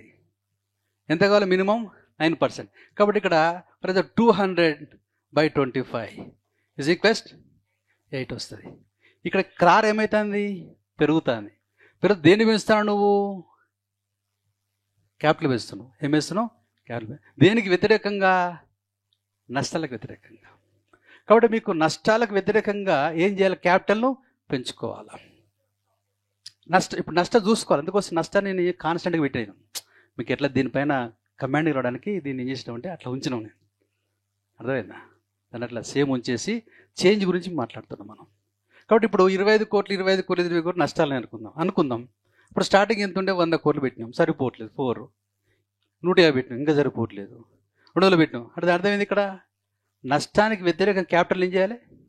పెంచాలి. This CRAR. ఇంకా సరిపోవట్లేదు, ఇంకొంచెం పెంచుకో. But you have to increase your capital against the loss. That is NPN, non performance asset. దీన్ని రిస్క్ వెయిటెడ్ అసెట్స్ రేషియో అంటారు. దీన్నే అర్థమైందా? సో కాబట్టి టైర్ 1 క్యాపిటల్ అంటే మనకు కనిపించే డబ్బులు, డైరెక్ట్ డిమాండ్ డిపాజిట్ ఇవి ఉంటాయి కదా. తర్వాత ఇవి ఆస్తులు కూడా ఉంటాయి బ్యాంకులకు. కాబట్టి ఈ రెండింటి కలిపి ఇక్కడ క్యాపిటల్ అంటాం. 2 రకాల capital, tier 1 capital, tier 2 capital. Point అర్థమైందా? అది. కాబట్టి ఇప్పుడు ఇక్కడ ఏం చేస్తున్నాం మనం? ఏం చేసినాం? క్యాపిటల్ పెంచినాం. దేనికి వ్యతిరేకంగా? అంతే. ఎక్కడ రీచ్ కావాలా? వీళ్ళు చెప్పింది బిస్నామ్ 9%. ఫ్యూచర్లో 12% చేయాలన్నారు. స్టార్టింగ్ 4% ఉండే, తర్వాత 8 చేశారు, తర్వాత 12 చేశారు. ఆర్బీఐ 12 మన వల్ల కాదు కానీ ఫస్ట్ 9 చేద్దామన్నారు. ఇట్లా దీన్ని క్రార్ అంటారు. కాబట్టి నరసింహన్ ఏమన్నాడు? బాబు అందరూ క్రార్ పాటించాలి. అంటే రాని బాకీలు ఉన్నాయి కదా, దానికి వ్యతిరేకంగా కొంత డబ్బును మీరు పక్కకు పెట్టుకుంటే ఒకవేళ రాకపోతే ఈ దాచుకున్న డబ్బు ఏమవుతుంది? కంట్రోల్ చేస్తుంది. పాయింట్ అర్థమైందా? అది కాన్సెప్ట్. సరే వదిలేసేయండి. అంటే సర్ప్రైజ్ అనేది మనకు ఒక బాకీ రానప్పుడు అర్థమైందా? ఫర్ ఎగ్జాంపుల్ 90 డేస్కు మీకు అస్సలు రాలేదు, వడ్డీ రాలేదు అనుకుందాం.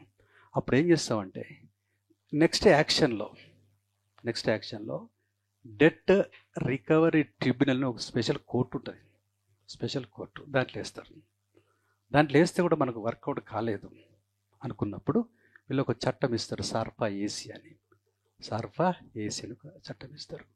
దీని ప్రకారం ఏంటంటే బ్యాంకుకు ఎవరికైతే అప్పు ఇచ్చిందో వాళ్ళ ఆస్తులను జప్తు చేసుకోవచ్చు. Securitisation and reconstruction of financial assets and enforcement of securitisation of interest. కాబట్టి ఆ బ్యాంకులకు పవర్ వచ్చింది, 2002లో పవర్ వచ్చింది.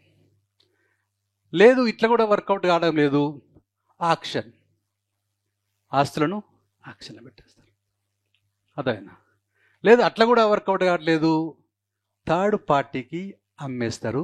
దాన్ని ఏఆర్సి అంటారు, అసెట్ రీకన్స్ట్రక్షన్ కంపెనీ. 100 కోట్లు అనుకోండి, కొనుపోయి 50 కోట్లకు వెళ్ళి మాకు వశపడలేదు అని తక్కువ. ఇది ప్రైవేట్లో ఉన్నవి.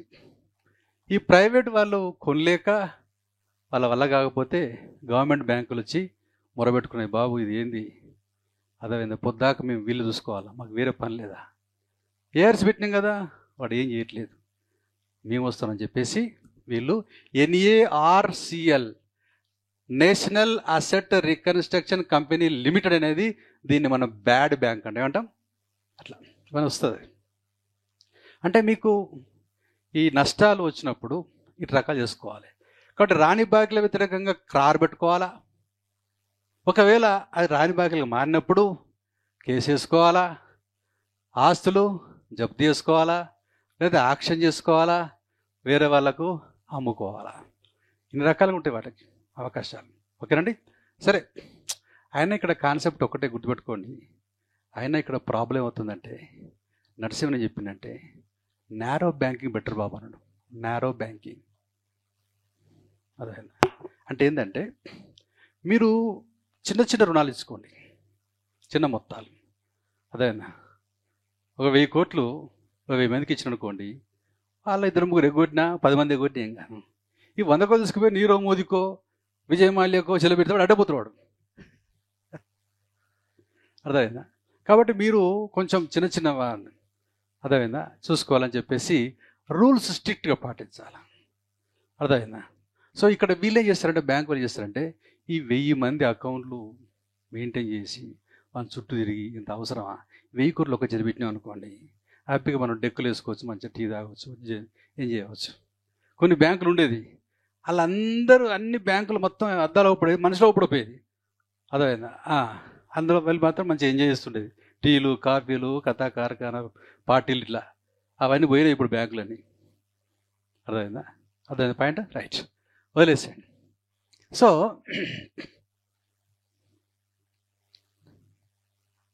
రైట్, నెక్స్ట్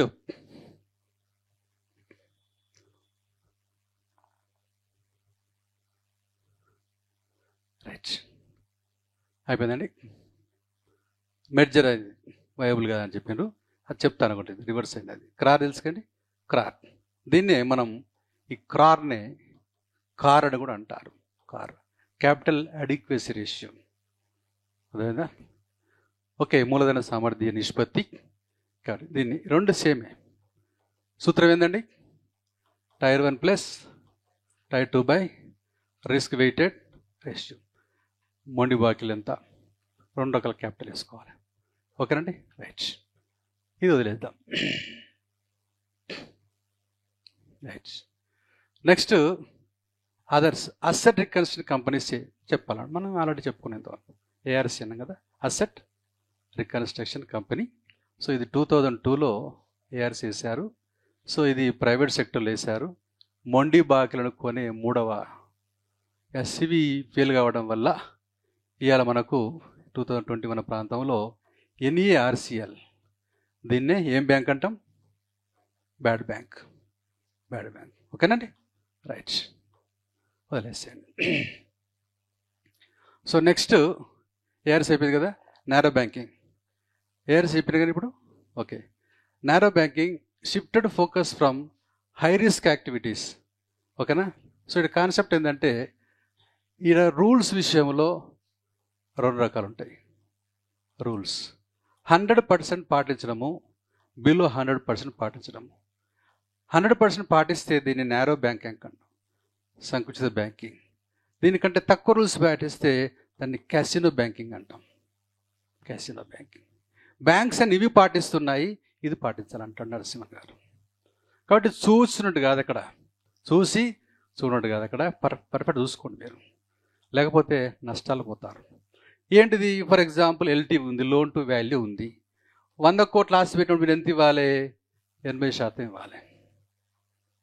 తర్వాత ఈ 80% లోన్ ఇచ్చిన తర్వాత కట్టేవాడు కట్టలేనప్పుడు వీళ్ళకు ఈ ఎల్టీ ఉంది కదా, లోన్ టు వాల్యూ, అర్థమైందా? కొన్ని రోజుల తర్వాత దీని వాల్యూ పెరుగుతుందని చెప్పేసి దీన్ని 200 కోట్లు చేస్తారు.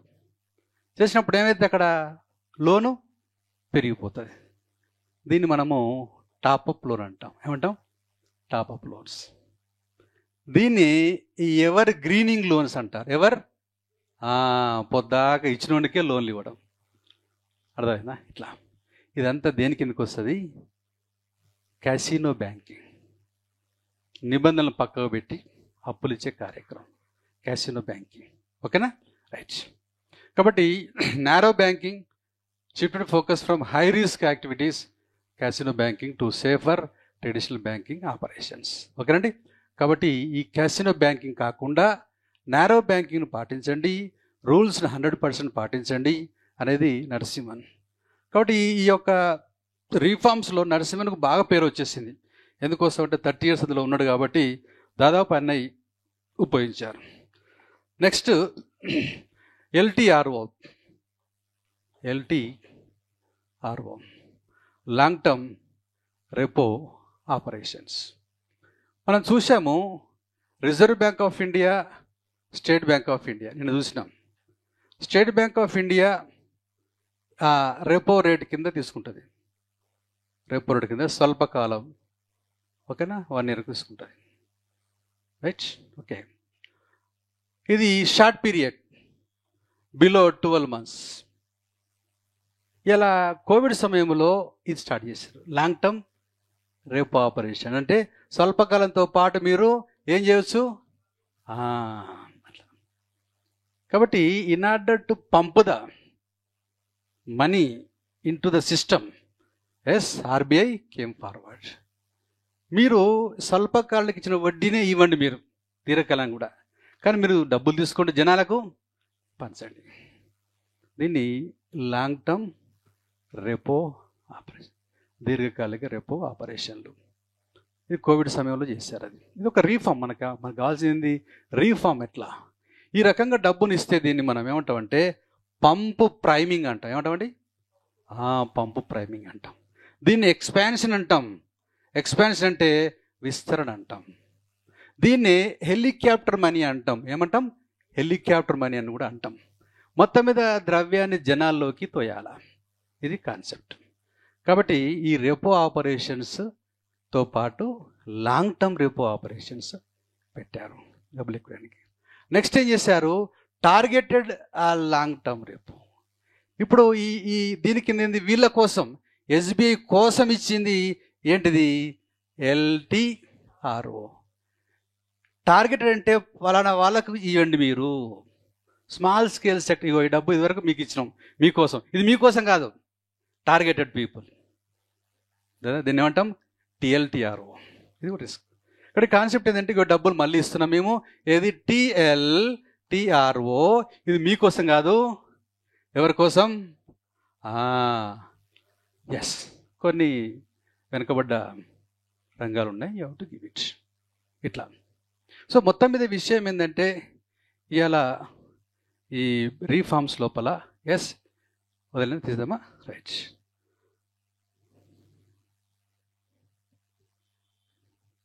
ఇదే కదా? Right. Next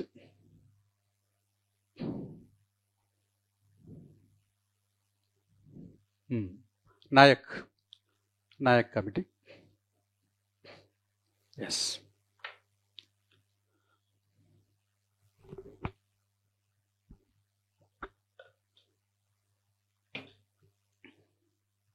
Nayak Committee recommended forming Banking Investment Committee to manage published banks and reduce government ownership below. ఇక్కడ ఇలా మనకు 1947 తర్వాత 1991 వరకు మనకు 2 బ్యాంకులు ఉన్నాయి. Public sector banks, nationalised banks. ఈ పబ్లిక్ సెక్టర్ బ్యాంక్స్లో 51% గవర్నమెంట్ ఆఫ్ ఇండియాది ఉంటుంది, మిగిలింది పబ్లిక్ ఉండొచ్చు. ఇక్కడ 100% ఎవరిదంటే గవర్నమెంట్ ఆఫ్ ఇండియా ఉంటుంది. ఇక్కడ 91 తర్వాత ఏమైందంటే ఇక్కడ ఈ రెండు ఒకటే అయిపోయినాయి. ఏది నేషనలైజ్ బ్యాంక్స్ ఈజ్ ఈక్వెస్ట్ పబ్లిక్ సెక్టర్ బ్యాంక్స్. కాబట్టి రెండింటిని కూడా ఏమనాలంటే public sector banks. Different dispensation. కాబట్టి ఇప్పుడు దీంట్లో 51% ఎవరిది ఉంటుంది?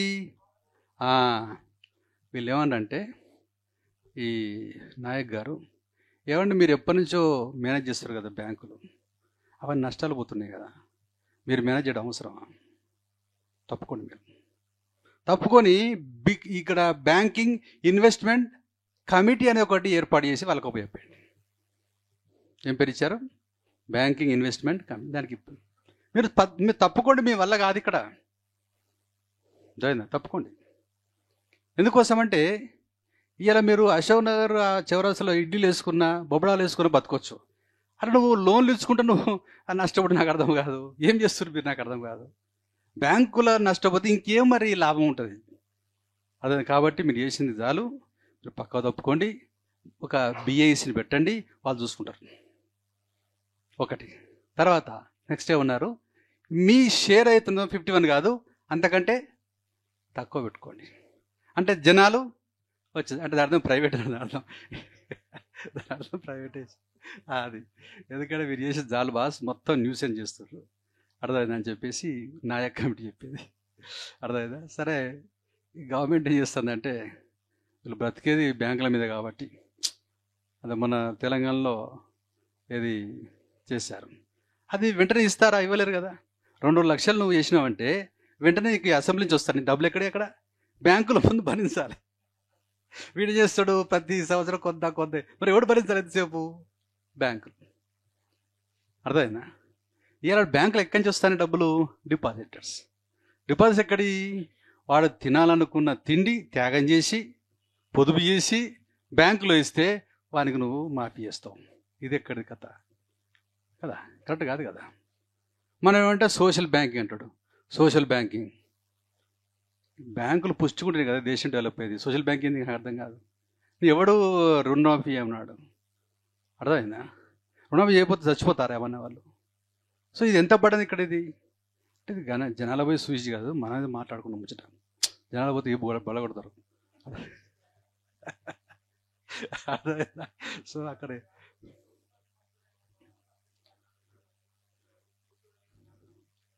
ఇక్కడ విషయం ఏంటంటే ఇప్పుడు ఫర్ ఎగ్జాంపుల్ ఇప్పుడు తెలంగాణ గవర్నమెంట్ అనుకోండి, వీడేం చేస్తారంటే ఎస్ఎల్పీలు ఉంటాయి, స్టేట్ లెవెల్ పబ్లిక్ ఎంటర్ప్రైజ్ ఉంటాయి.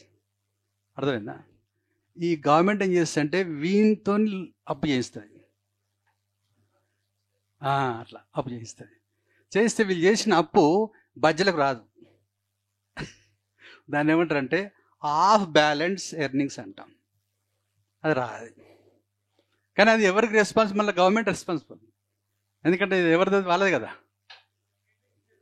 అట్లా అర్థమైందా? సో కాబట్టి ఇవన్నీ లొసుగులు. ఇవన్నీ ఎక్కడ అప్పు ఉంటే తెలియాలి, బడ్జెట్ ఉండదు. అప్పు చూడు లేదు. మరి తెలిసిన ఏమంటారు? మరి ఓబీ ఏది చెప్పరాడు. ఇట్లా రకరకాల వ్యవస్థలు ఇక్కడ. ఇది అర్థమైందా?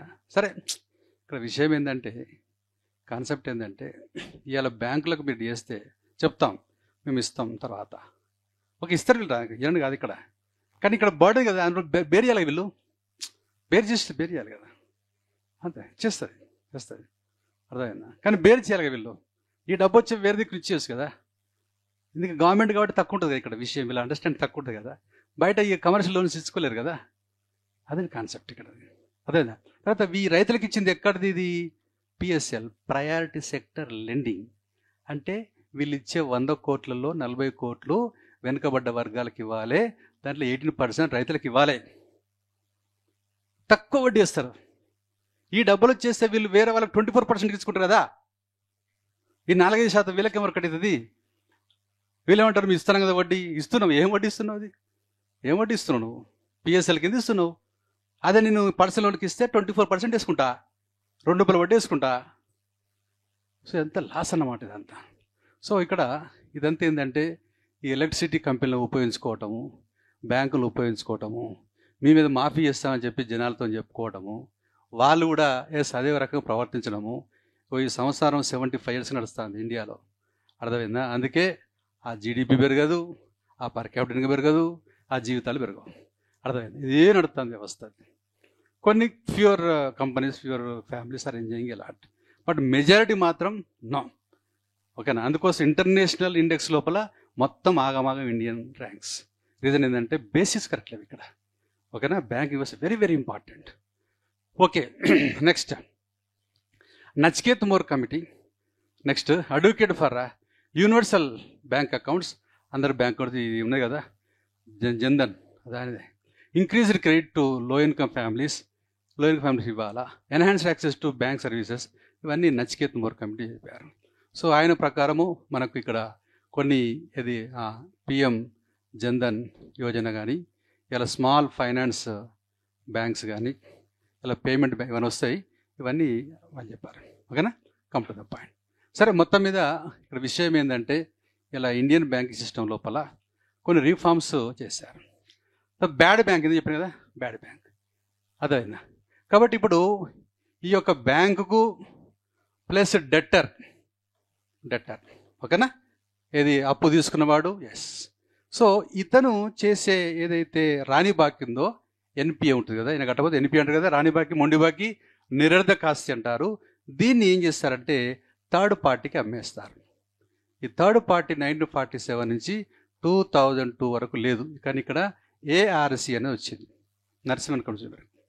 ఇవి ప్రైవేటు సంస్థలు, ఇవి కొనలేకపోతున్నాయి కాబట్టి ఇవాళ గవర్నమెంటే వేసింది. 2021లో గవర్నమెంట్ ముందుకు వచ్చింది. దాని పేరు NARCL అంటే నేషనల్ అసెట్ రీకన్స్ట్రక్షన్. దీన్ని అమలు చేసేది IDRCL, Indian debt resolution company limited. వీళ్ళు మేనేజ్ చేస్తారు, NARC వాళ్ళు. అమలు చేసేవాళ్ళు వీళ్ళు. ఎవరు వాళ్ళు? IDRCL. కాబట్టి ఈ యొక్క మనము ముందు చెప్పాను, ఏవైతే అబ్రివేషన్స్ ఉన్నాయో అవి స్పాట్లో చాలా స్పీడ్గా చెప్పే విధంగా చేసుకోవాలి. మనం ఏం లేదు, ప్రాక్టీస్ చేస్తే సరిపోతుంది అక్కడ, అర్థమైందండి? సో అక్కడ మళ్ళీ ఎందుకోసం రాసిన వారికి మైలేజ్ వస్తుంది కాబట్టి ఆటోమేటిక్గా చేసుకోవచ్చు. ఓపిక లేకపోతే డైరెక్ట్ IDRCL అంటే ఎందుకంటే దిద్దే వాళ్ళకు ఈజీగా అర్థమవుతుంది కాబట్టి మనం ఓకేనా? ఓపిక ఉండను, లేదు అంటే కనీసం IDRCL. ఓకేనండి, రైట్. ఇకపోతే రీఫార్మ్స్లో ఇవాళ మనకు తీసుకున్న రిఫార్మ్స్లో బ్యాడ్ బ్యాంకుతో పాటు ఇక్కడ MCLR చెప్పాను, MCLR మీకు చెప్పాను కదా. స్టేట్ బ్యాంక్ ఆఫ్ ఇండియా వాళ్ళు ఇవాళ ఇది డెట్టర్స్ అంటే రుణం తీసుకునేవారు, రుణగ్రస్తులు, వీళ్ళ పైన వేసే వడ్డీలు 2 రకాలు చేసుకోవచ్చు. ఒకటి MCLR, రెండవది EBLR. అర్థమైందా? సో MCLR అంటే marginal cost of funds based lending rate, introduce 2016. MCLR is the minimum interest rate below which banks can't lend. కనీస వడ్డీ ఈ MCLR. ఇది ప్రతి నెల ప్రకటించాలా. కాకపోతే ఇది ప్రకటించేటప్పుడు ఎందుకు ప్రకటిస్తున్నావు అని చెప్పాలా. ఏంటిది? నా రెంట్ ఇంత, నా కరెంటు బిల్ ఇంత, నా ఎంప్లాయీస్ యొక్క శాలరీ ఇంత, నేను డిపాజిట్ల పైన వాళ్ళకి ఇచ్చేది ఇంత, ఇవన్నీ చెప్పాలి. ఇది ఓపెన్ చేయాలి, బ్యాంక్స్ చెప్పాలి. బ్యాంక్స్ ఇప్పుడు నువ్వు రుణం తీసుకున్నావు కదా, నీ మీద మినిమం రుణం వేస్తున్నావు, మినిమం వడ్డీ, అంతకంటే తక్కువ ఇవ్వడానికి వీలేదు, అంతకంటే ఎక్కువ ఇవ్వచ్చు. ఇది ఎందుకు వేస్తున్నావు క్లారిటీ ఇవ్వాలి, ఓపెన్ చేయాలి, బ్యాంకులో ఓపెన్ చేయాలి. అర్థమైందా? సో ఇది 2016లో వస్తుంది. వచ్చి బ్యాంక్ వాళ్ళు ఏమన్నట్టు ఏంటంటే నాకు అర్థం కాదు, ఇది మేము ఎప్పుడు ఏంది, ఇదంతా లిస్ట్ నాకు అవసరమా నా జీవితానికి, అర్థమైందా? మారుతాయి కదా ఇవన్నీ పొద్దాక అంటే గవర్నమెంట్ చేసిన నువ్వు వేడవకు, ఇంకోటి చెప్పేస్తాను నేను అని చెప్పేసి 2019 ఏం చేసింది? EBLR ఏమొచ్చింది? 2019. అట్లా కాదు గదిగా ఇది అందొద్దు, కానీ నీకు పైనుంచి RBI ఇస్తుంది కదా రెపో రేట్, దాని ప్రకారం ఇక్కడ వేసుకో, ఎంత వర్కౌట్ అవుతుందో. ఇది ఈజీ అన్నమాట. అయితే రెండిట్లో ఏదైనా పాటించుకుని ఇష్టం. ఇప్పుడు MCLR రా, ఇవి కానీ 2 అవకాశాలు ఇచ్చినాం. ఓకేనా, రైట్. ఇట్లా ఈ వీళ్ళపైన వేసే వడ్డీ పైన ఓ క్లారిటీ, ఓ ట్రాన్స్పరెన్సీ ఉండాలని చెప్పి చేశారు. ఎందుకోసం అంటే దానివల్ల ఏమవుతుందంటే ఇలా కొన్ని ప్రజా లిటిగేషన్స్ ఉంటాయి, కొన్ని కోర్టుల కేసులు వేస్తుంటారు, ఏంది ఇది ఎంత వడ్డీ ఏంది అనేది. అలాంటప్పుడు ఇవి బయట పెడితే ఆటోమేటిక్గా ఫిక్స్ అయిపోతారు. ఓకేనండి, రైట్. ఇవన్నీ మనకి ఏంటంటే ఇలా రీఫార్మ్స్ అనే విషయం అర్థం చేసుకోవాలి. అంటే రీఫార్మ్స్లో మేజర్గా మనం తీసుకొచ్చింది ఏంటంటే ఈ ఆర్బీఐ దగ్గర ఉండే రిజర్వ్స్ తగ్గించారు, వడ్డీలు చేశారు.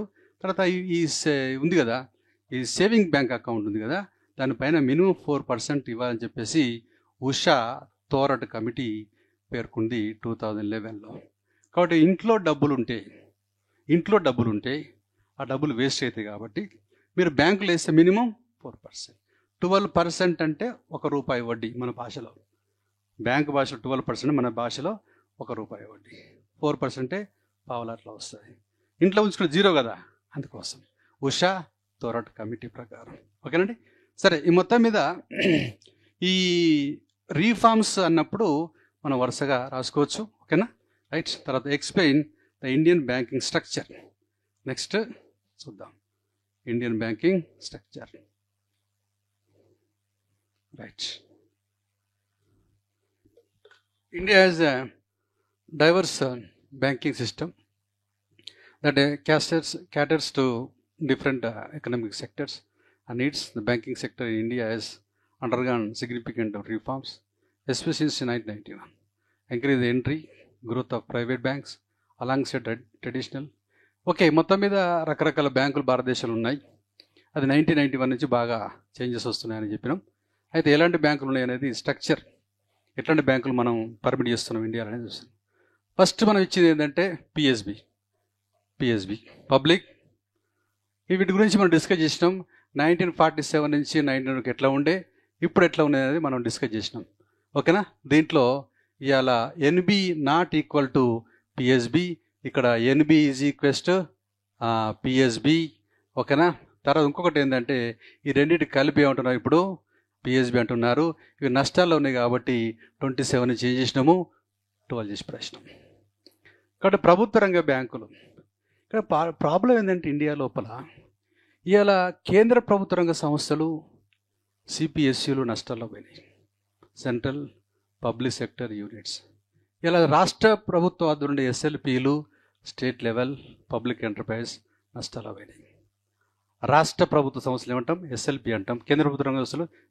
అదే రకంగా ప్రభుత్వ రంగ బ్యాంకులు అవి నష్టాల్లో పోయినాయి.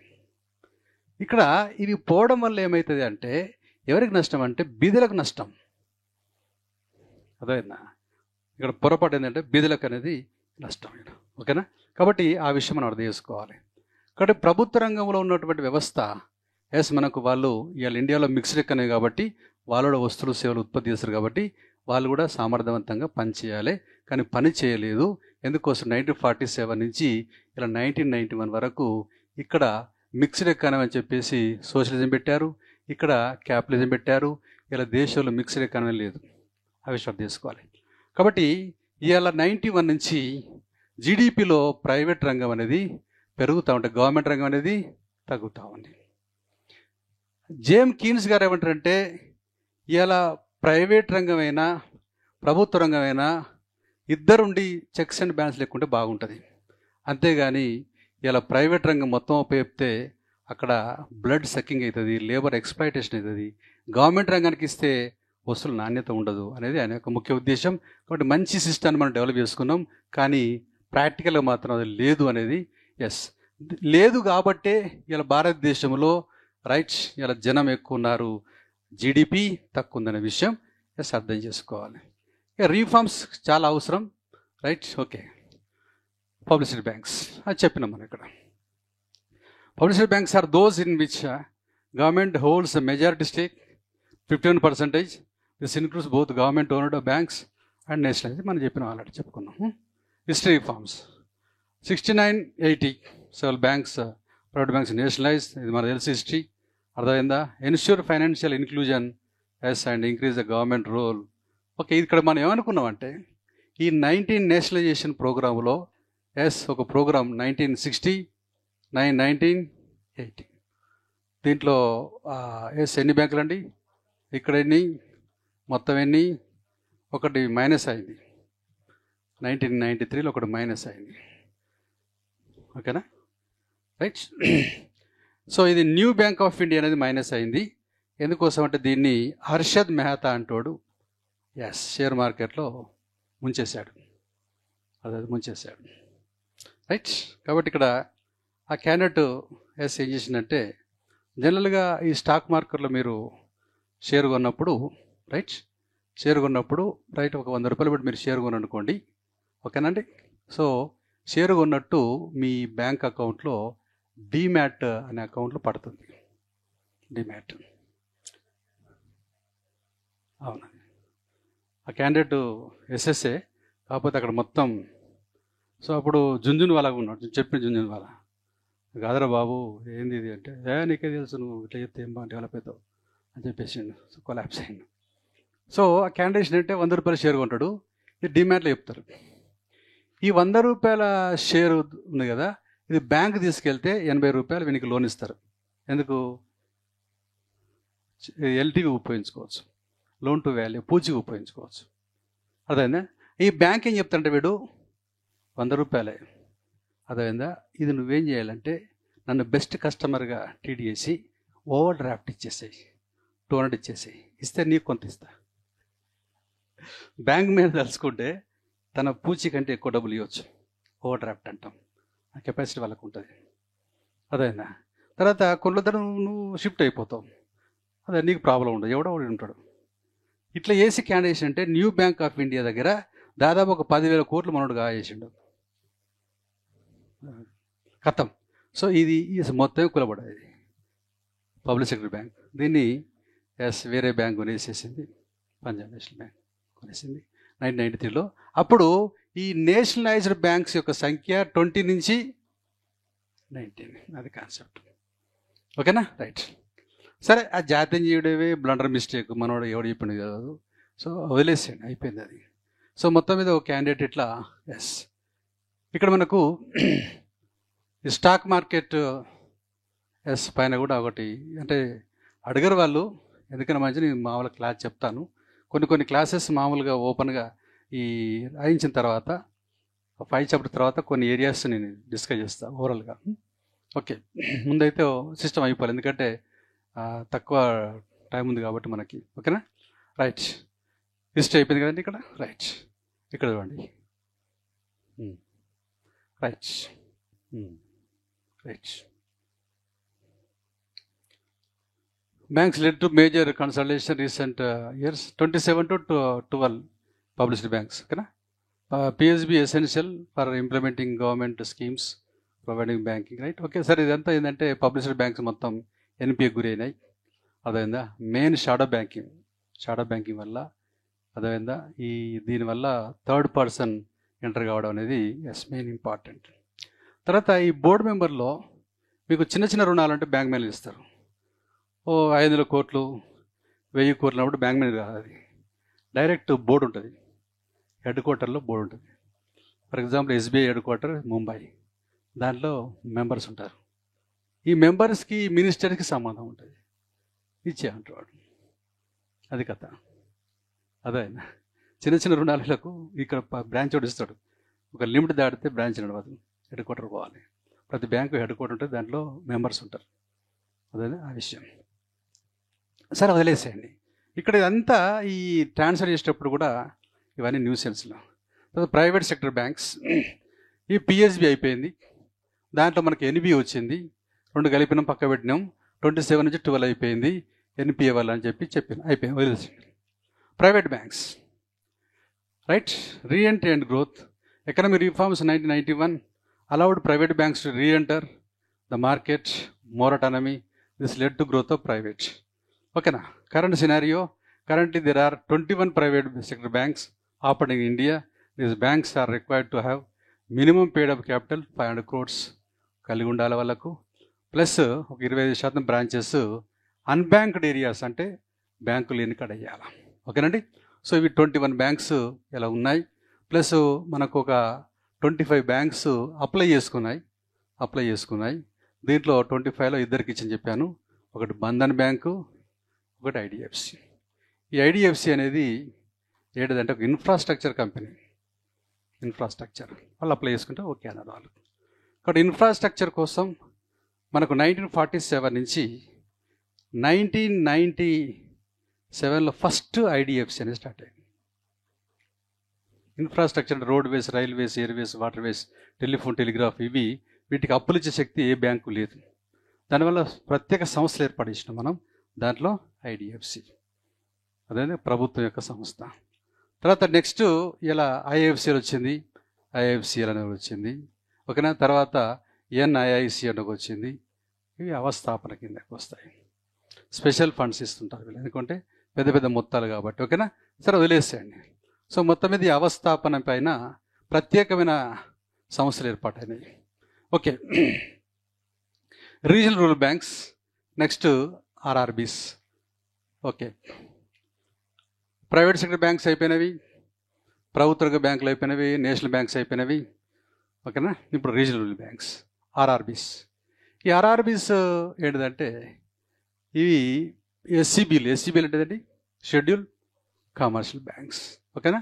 సో ఇవి ఫస్ట్ ఒక 196 వరకు ఉండే, అది మళ్ళీ ఎన్పిఏకు గురైతే 43 అయిపోయింది, ఓకేనండి. సో ఈ ఆర్ఆర్బి కోసం ఒక 1 CRతో ఇవి స్టార్ట్ అయితే దానిలో 50% ఇవాళ గవర్నమెంట్ ఆఫ్ ఇండియా ఇస్తుంది, 35% స్పాన్సర్ బ్యాంక్ ఇస్తుంది, తర్వాత 15% కన్సర్న్ స్టేట్ గవర్నమెంట్ ఇస్తుంది. అయితే ఈ బ్యాంకులు, ఈ ఆర్ఆర్బీస్ ఎన్పిఏ గురైనాయి, నాన్ పర్ఫార్మెన్స్ అసెట్స్. వీటిని మనము అగ్రికల్చర్ బ్యాంక్స్ అని కూడా అంటాం. అదే అగ్రికల్చరల్ బ్యాంక్స్. ఇవి నాబార్డ్ ఆధ్వర్యంలో పనిచేస్తుంటాయి, నాబార్డ్ ఆధ్వర్యంలో పనిచేస్తుంటాయి ఎక్కువగా, ఓకేనండి. సో వీటిని కనుక మనము ఎవరి సూచనలు మేరకు చేసినట్టు ఇవి, ఎస్, ఇక్కడ మీకు నరసింహన్, సరయు, ఓకేనా, 20 పాయింట్ ప్రోగ్రామ్. 20 పాయింట్ రాసేటప్పుడు మనం రాస్తుందంటే ఆర్ఆర్బీలు నరసింహన్ చూపించాడు. ఫస్ట్ పేరు సరయు అని రాయాలి, సరయు కమిటీ. తర్వాత ఇదే నరసింహన్ చూపించారు, ఇదే 20 పాయింట్ ప్రోగ్రామ్ అని చెప్పాలి, ఎలాబరేషన్ ఉంటుంది. మీకు గనక ఒక మంచి అవగాహన ఉంటే ఈ 196 పోయి ఒక 1000 బ్యాంకులు కనుక మీరు డెవలప్ చేస్తే ఈ రోజున భారతదేశం దరిద్రం మొత్తం పోయేది. ఎందుకంటే అవి చిన్న చిన్న బ్యాంకులు, అవి అర్థమైంది, 2-3 డిస్ట్రిక్ట్స్ సర్వీస్ చేస్తుంది, అర్థమైందా. సో వీటిని మీరు కరెక్ట్గా బిల్డప్ చేస్తే ఒక 1000 బ్యాంకులు వేసిన అనుకోండి, ఆటోమేటిక్గా దేశం డెవలప్డ్ కంట్రీగా మారిపోయేది. ఈ అవగాహన లేదు మనకి. సో ఇక్కడ ఏం చేశారంటే ఇందులో ఎస్సీబీ కదా, అర్థమైందా. ఇందులో ఫస్ట్ వీడు ఇందులో అపాయింట్ అయిన తర్వాత ఒక ఎంప్లాయీ వీడు ఎగ్జామ్ రాసి మళ్ళీ పిఓ ఎగ్జామ్ రాసి మళ్ళీ వేరే బ్యాంకులకు వెళ్ళిపోయే కార్యక్రమం. అంటే ఈ ఆర్ఆర్బీని ఒక ట్రైనింగ్ సెంటర్గా ఉపయోగించుకున్నాడు. ఇలా జాయిన్ అవుతాడు, ఎస్బీఐ పడుతుందా, పిఎన్ఈ పడుతుందా, ఏం పడుతుంది, అదే. సో క్యాండిడేట్ షిఫ్ట్ కావడం, ఇలా ఎప్పుడు చూసినా ఫ్రెషర్స్ అవ్వపడడం. వీళ్ళు freshers, youngsters, Reuben glasses, gene పాయింట్లు వేసుకొని కూర్చుంటారు. వీళ్ళు సిటీ నుంచి వస్తారు, ఎప్పుడు బస్సు వస్తుందో చూస్తాడు, వీడు వచ్చిన బస్సు వెళ్ళిపోడే, రూరల్ ఏరియాస్లో ఉంటాయి. తర్వాత ఈ ముగ్గురు పొత్తులు కాబట్టి పట్టించుకోపోవడం. అక్కడ గవర్నమెంట్ ఆఫ్ ఇండియా పొత్తే, స్పాన్సర్ బ్యాంక్ పొత్తే, తర్వాత పొత్తుల బ్యాంక్. అది ఒక రైటర్ రాసిండు, మీరు కనుక ఇది ఒక్కటి అన్నిటిని వదిలేసి ఇది ఒక్కదానిగా పట్టుకుంటే 1000 బ్యాంకులు వేసుకుంటే ఆటోమేటిక్గా డెవలప్ అయ్యేది. ఎందుకంటే చూస్తాను గవర్నమెంట్ బ్యాంకు, ఎస్సీబీ, మీరు కూడా ఎస్ఎల్ఆర్, సిఆర్ అన్ని పాటించాలా, అర్థమైందా. సో గ్రామీణ ప్రాంతాల్లో ఉంటాయి ఇవి, అర్థమైందా. గ్రామీణ ప్రాంత వాళ్ళు మనీ లెండర్స్ పైన ఆధారపడే అవసరం లేదు ఇక్కడ.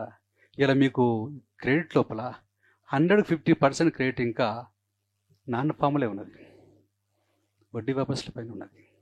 ఇలా 100% కనుక బ్యాంకులు ఇస్తే ఆటోమేటిక్గా తక్కువ వడ్డీ రేటు. ఎందుకంటే బ్యాంకులు ఇచ్చేది 1% అనుకుందాము.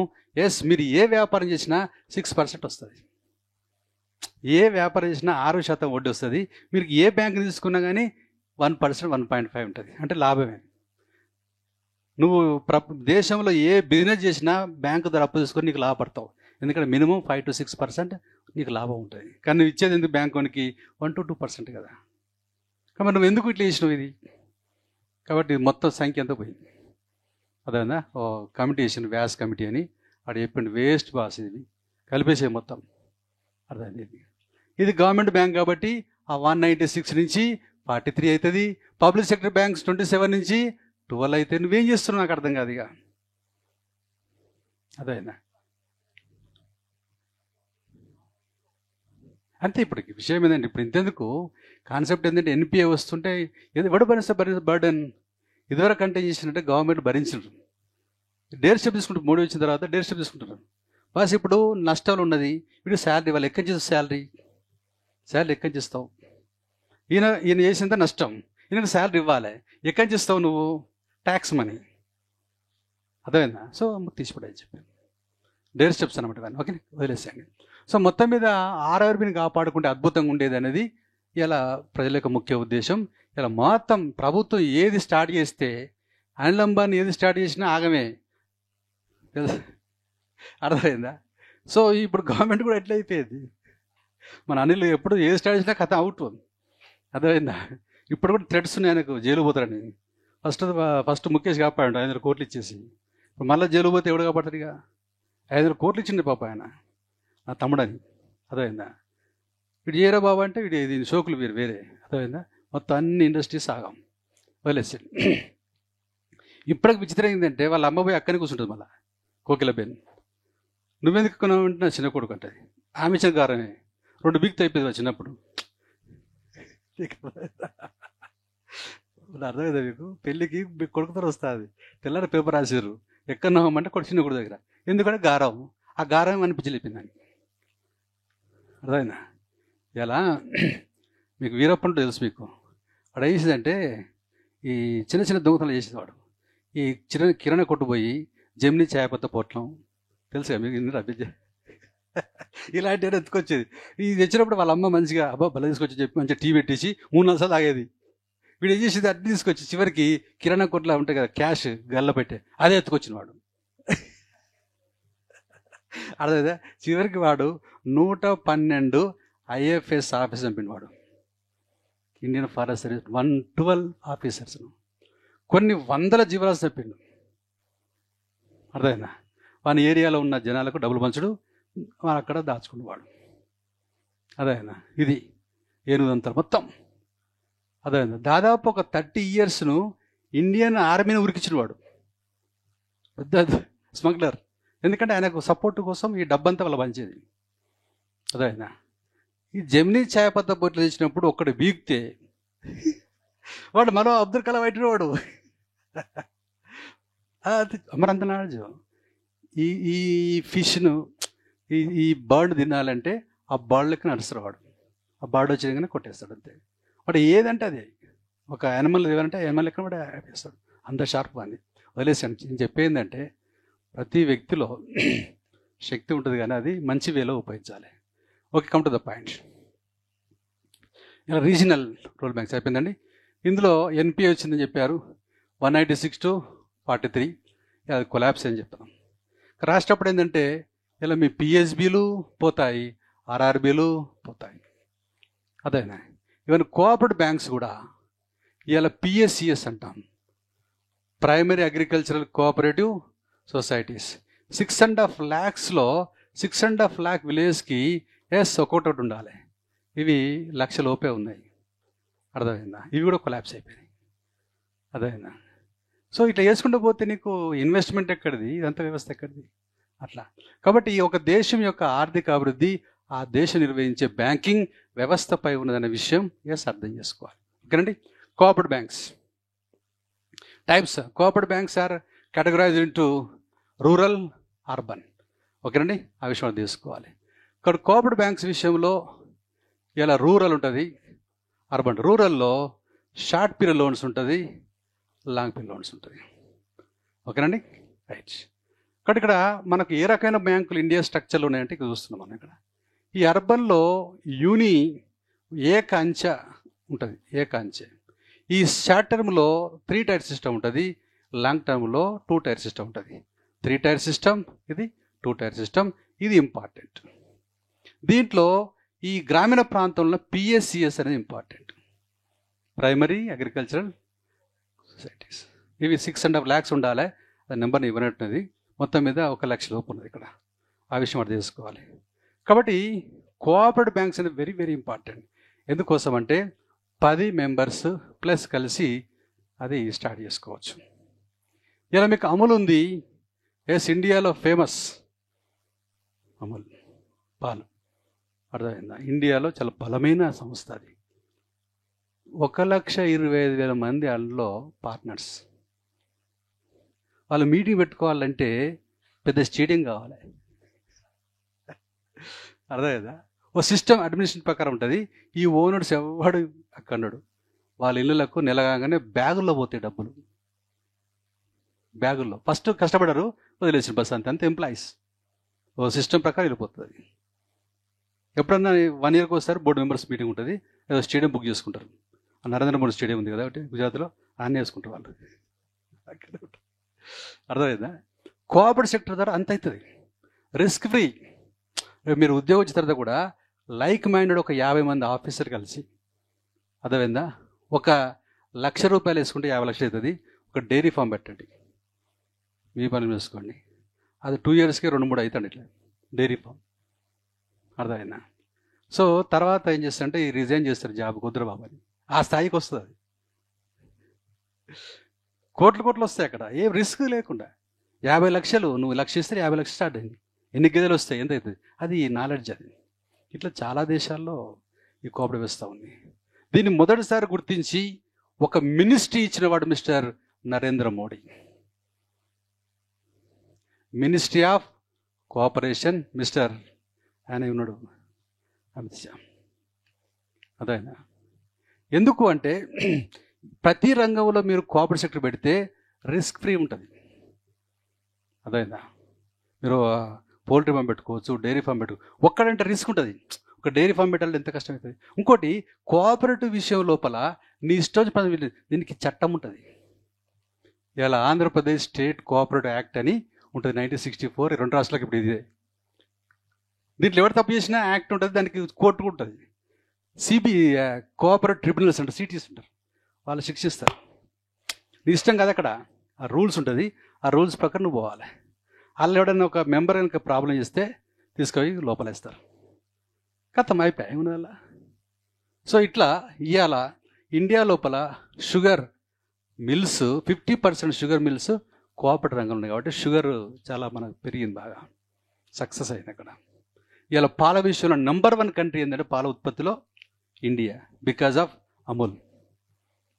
అర్థమైందా? సో ఈ వ్యవస్థను బిల్డప్ చేయాలని చెప్పేసి మొదటిసారి ఒక మినిస్ట్రీని ఏర్పాటు చేశారు mister Narendra Modi. Cooperative sector బాగా బిల్డప్ చేస్తున్నారు. ఎందుకు చెప్తున్నా అంటే వ్యవస్థను బిల్డప్ చేయాలి మీరు. ఇప్పుడు ఇంతెందుకు, ఫర్ ఎగ్జాంపుల్ ఇవాళ ఇండియాలో 6.5 విలేజ్. ఒక విలేజ్లో ఒక 5,000 మంది రైతులు అనుకోండి, 5,000 రైతులు. ఇందులో 5,000 ఎకరాలు అనుకోండి, ఎకర్స్. ఓకేనా? ఇందులో జస్ట్ ఒక 5 members కలిసి ఒక కోఆపరేటివ్ సంస్థను ఏర్పాటు చేసుకొని మిగిలిన 4,500 members వేరే పనులు చూసుకొని ఈ మధ్య ఉన్న బౌండరీస్ అని తీసేస్తే అర్థమైందండి, 5,000 ఎకరాల్లో పెద్ద భూమి అవుతుంది. ఈ 5,000 మందిని చేస్తారు. ఇది కనుక తీసుకుని మీరు బ్యాంకులో పెట్టేస్తే మీకు కోట్ల కొద్దీ లోన్ ఇస్తారు.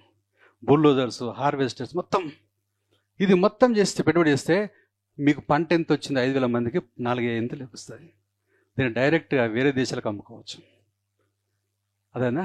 ఈ 4,000 మందికి వేరే పనుల వల్ల డబ్బులు వస్తాయి, వీళ్ళ భూమి ఇవ్వడం వల్ల. మీరు పోయి ఇప్పుడు ఇట్లా కోఆపరేటివ్ వ్యవస్థ పెడతా మీ భూములు ఇవ్వంటే ఇస్తారా? ఇది మా ముత్తాత ఇచ్చిండు, తాతకి ఇస్తే, తాత మా అయ్యకి ఇస్తే అది నాకు ఇచ్చిండు. నేను రోజు అక్కడ పేడ వేస్తా, అది నా భూమి చాలా వెరైటీ, నేను ఇస్తాను అంటాడు. అదేనా? సక్సెస్ కాలే. చేయొచ్చు సక్సెస్. ఎట్లా? రైట్. టెక్నిక్ ఏంటంటే 6.5 lakh విలేజెస్లో ఒక విలేజ్లో, అదేనా, ఒక విలేజ్లో రైట్, ఒక ఫర్ ఎగ్జాంపుల్ మండలం అనుకోండి, మండలంలో ఒక విలేజ్ అనుకోవాలి, చిన్న విలేజ్. మీకు ఎంత వస్తుంది సంవత్సరానికి అని చెప్పాలి, ఇంత వస్తుంది, అది మేము ఇస్తాం, ఇక పక్కన ఇక్కడ కోఆపరేటివ్ వ్యవస్థ స్టార్ట్ చేయాలి, ఎక్స్పెన్సెస్ స్టార్ట్ చేయాలి. మీ శాలరీ మీకు ఇచ్చేస్తాం, 1 year తీసిస్తాం, కానీ పని చేయాలి. ఇది ఏమైతుందంటే ఇది ఒక పైలట్ బేస్గా అవుతుంది. అదే ఇట్లా ఈ విలేజ్ అన్ని మిగిలిన విలేజ్కి ఏమవుతుంది, ఆదర్శంగా అవుతుంది. ఇట్లా మీరు ఒక్కసారి స్టార్ట్ చేస్తే ఏమైతే తెలుసా, ఆటోమేటిక్గా కొంతమంది వెళ్ళిపోతుంది. 75 yearsలో మొత్తం కోఆపరేటివ్ అగ్రికల్చర్ అవుతుంది. కోఆపరేటివ్ అగ్రికల్చర్ అవుతుంది. మన వాళ్ళు ఏమంటారు, మనోడు ఎవడు వింటాడా, నాకు అర్థం కాదు, వీడు ట్రై చేయడు, నథింగ్ ఈజ్ ఇంపాసిబుల్. ఇప్పుడు ఇంతెందుకు, ఒక ఎంఆర్ఓ ఉన్నాడు అనుకుందాం, ఒక విలేజ్ పోయి, అరే 6 to 7 months మీకు పని ఉంటుంది కదా, మిగతా టైం అంతా మీ చెరువును బావిలకు తయారు చేసుకోవాలి అని చెప్పి ఎంఆర్ఓ పోయి చెప్తే ఆయన మాట వింటాడు. కానీ నాకు సబ్జెక్ట్ ఉండాలి, అర్థమైందా? నేను పోయి చెప్తే అంటాడు, ఫస్ట్ నువ్వు ఎక్కడ పని చేస్తా ఉంటాడు, అశోక్ నగర్, అక్కడ పాట ఇక్కడ కాదంటాడు. పాట ఆడ చెప్పాలి, ఇక్కడ కాదు, ఇక్కడ ఏదో పత్తలాట ఆడతారు, అర్థమవుతా, చూస్తారు కదా వస్తుంది. నేను ఏంటంటే చిన్న మాట సాయం కానీ అద్భుతాలు చేయవచ్చు. ఇలా ఐఏఎస్ ఆఫీసర్కి ఎంత చూడండి, అక్కడ ఎంత ఎగ్జామ్ రాయాలి, ఏం కదా, ఏం చేస్తారు బైబిల్ అంటే పోయి కూర్చుంటారు అంతే, టీ తాగుతారు అంతే. వీళ్ళు ఎఫర్ట్ అంతా వేస్ట్ అవుతుంది. అక్కడ ఒక కలెక్టర్ తలుచుకుంటే అద్భుతం చేయొచ్చు, చేస్తారు వాళ్ళు ఇక్కడ. మరి ఎందుకు చదువుకున్నారు మీరు? ఎందుకు చదువుకునే, ఎందుకు నాలెడ్జ్, ఎందుకు, ఎవరి కోసం? అది చిన్న కాన్సెప్ట్. ఇది ఒక అగ్రికల్చర్తో మీరు దేశాన్ని డెవలప్డ్ కంట్రీగా మార్చవచ్చు. వరల్డ్లో అత్యంత అరేబుల్ ల్యాండ్ ఇక్కడనే ఉంది, దాన్ని నాశనం చేసిండు. కోఆపరేటివ్ అగ్రికల్చర్ పెడితే అద్భుతం సృష్టించవచ్చు. అర్థమైందా? ఇవాళ పాలేకర్ చెప్పిండు, గోమూత్రం చాలు బాస్, గోపెడదాలు అన్నాడు. ఆయన మనోడు మొత్తం, మీరు ఏ దిన్న విషయం అంటున్నారు, ఇక్కడ ఏ దిన్న విషయమే, మొత్తం రోగాలు, హాస్పిటలైజేషన్ వదిలేసాడు. ఇక్కడ నేను ఏంటంటే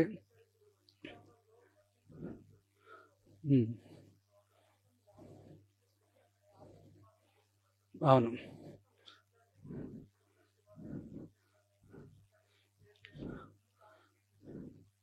ఇప్పుడు ఫార్మర్ ప్రొడ్యూసర్స్ ఆర్గనైజేషన్ వచ్చింది, ఎఫ్పిఓస్, మోడీ గారు పెట్టారు. అదేనా 15 మంది లేదా అంతకంటే ఎక్కువ, 500 కావచ్చు, 1000 కావచ్చు, ఒక గ్యాంగ్ ఏర్పడతారు, లీగాలిటీ ఉంటుంది వీళ్ళకు. అదేవిధంగా వీళ్ళు ఆ ఏరియాలో ఉన్న కొనడము, లేదా వీళ్ళు వ్యవసాయం చేయడము, ఎక్స్పోర్ట్ చేయడం, వీళ్ళకి పవర్స్ ఇచ్చారు. ఇక్కడ ప్రాసెసింగ్ చేయడము, లేకపోతే టమాటా ఇట్లా, ఇది ఎఫ్పిఓ అంటారు, ఫార్మర్ ప్రొడ్యూసర్ ఆర్గనైజేషన్స్. లీగాలిటీ ఉంది వీళ్ళకు. నేనంటే ఇప్పుడు ఈ కోఆపరేటివ్ బేస్ పైన ఆయన అర్థమైందా, ఇట్లా చేసి చాలా బాగుంటుంది, అద్భుతం ఉంటుంది, కానీ చేయట్లే. కానీ రిస్క్ తీసుకోవాలి. ఏంటంటే రిస్క్ తీసుకుని అవుతుంది. నేను అదే చెప్తాను, నథింగ్ ఈజ్ ఇంపాసిబుల్. బట్ చేసి ఎట్లా చేయాలా పాయింట్ అది. రాజశేఖర్ గారినప్పుడు ఆ పని చేసిండు, కోఆపరేటివ్ అగ్రికల్చర్ చేసి ట్రై చేసిర్రు, చేయగానే రైతుల దగ్గర పోనే, మేము ఎందుకు నాకు అర్థం కాదు చేసిన ఇదే. ఈయన చేసిండు, ఇదేమన్నా పెద్ద లుల్లి అయితే నాకు ఓట్లు పోతాయని చెప్పి గమ్మున ఊరుడు స్టార్ట్ చేసిండు, ఎవడు పట్టించుకోలే. చేసే విధానం ఇక్కడ ఇంపార్టెంట్. ఓకేనా, కమ్ టు ద పాయింట్. సరే, నేను ఏంటంటే కోఆపరేటివ్ పైన ఇలా బెల్జియం ఉంది, చిన్న దేశం, అది చిన్న దేశం, చాలా పవర్ఫుల్ కంట్రీ యూరోప్లో. Cooperative agriculture, cooperative farming. అదే న్యూజిలాండ్ ఉంది, ఆస్ట్రేలియా ఉంది, కెనడా ఉంది. These are all agriculture countries, but developed countries, because they are having cooperative farms. ఇది చేయాలి ఇక్కడ. ఎప్పుడు 1904లో స్టార్ట్ అయింది మనకు చట్టం, కోఆపరేటివ్ చట్టం ఇండియాలో. మరి ఏం చేస్తున్నారు? ఇది కాన్సెప్ట్. ఇక్కడ విషయం ఏంటంటే రెస్పాన్సిబిలిటీ లేక, సరే వదిలేసేయండి. ఎందుకు రిస్క్ తీసుకోవడం, ఎందుకు జీవితంలో ఇలాంటి పట్టుకుంటే అయిపోతుంది కదా. రిస్క్ అవసరం, చిన్న జీవితానికి వాగం అడిబడి చేసుకోవడం ఎందుకు? ఈ 4 పడేసుకుంటే అయిపోయి. ప్రతి ప్రొడక్షన్లో ఉంటుంది, ఇక్కడ ప్రతి ప్రొడక్షన్ ఉంటుంది. ఓకేనా, come to the point. So ఈ యొక్క రూరల్లో ఎక్కువ చూస్తాను కోఆపరేటివ్, రైట్? ఏందున్నది కోఆపరేటివ్లో? Right, types. Cooperative banks are rural, urban. రూరల్లో further short term, long term. Short టర్మ్లో 3 టైర్ సిస్టమ్. ఏమండి? 3 టైర్ సిస్టమ్. ఎట్లా? షార్ట్ టర్మ్ 19 ఎప్పుడు వచ్చిందండి షార్ట్ టర్మ్? కోఆపరేటివ్ బ్యాంక్స్ విషయంలో రూరల్లో లాంగ్ టర్మ్ వచ్చింది, షార్ట్ టర్మ్ వచ్చింది. లాంగ్ టర్మ్ ఎప్పుడు వచ్చిందంటే 1929లో వచ్చింది, 29లో వచ్చింది. సో ఇది దీంట్లో primary cooperative agriculture rural development banks, దీనిలో state cooperative agriculture rural development banks, 2 tier system. ఇది పెద్దగా సక్సెస్ కాలేదు, ఇది సక్సెస్ఫుల్. ఇది మామూలుగా 1954లో వచ్చింది. 3 tier system, state cooperative bank, district cooperative bank, primary agricultural cooperative society. ఇవి ఫేమస్. ఇది జస్ట్ 89,000 ఉన్నాయి ఇండియాలో. యాక్చువల్ ఉండవలసింది ఎంత అంటే 6,50,000 ఉండాలి. అది పాయింట్ అర్థమైందండి. అది కాబట్టి మీరు కోఆపరేటివ్ బ్యాంకులు వేసేయాలి. ప్రతి వస్తూత్పత్తి లోపల కోఆపరేటివ్ వ్యవస్థను చేస్తే ఆటోమేటిక్గా దేశం ఒక 5 ఏళ్లలో డెవలప్డ్ కంట్రీగా మారుతుంది. ఎందుకంటే ఇంతమంది ఉన్నారు కదా. అదే కాబట్టి మీరు కూడా ఫ్యూచర్లో జాబ్ వచ్చిన తర్వాత అందరితో ఫ్రెండ్లీగా ఉండి 2-3 ఇయర్స్ లైక్ మైండెడ్, అలా ఎలాంటినే పర్లేదు. ఎందుకంటే కోఆపరేటివ్ వ్యవస్థలు నువ్వు ఏం చేయాల్సి చట్టం చూసుకుంటుంది. అది లైక్ మైండ్ కావాల్సిన అవసరం కూడా లేదు. అవగాహన ఒక 50 మంది కలిసి ఒక డైరీ ఫామ్, ఒక కోళ్ళ ఫామ్, చేపలు, ఏదైనా ఒకటి ఆటోమేటిక్గా ఏమైతే మనకు కొంతమందికి ఎంప్లాయ్మెంట్ ఇచ్చేవాళ్ళు జరుగుతాం.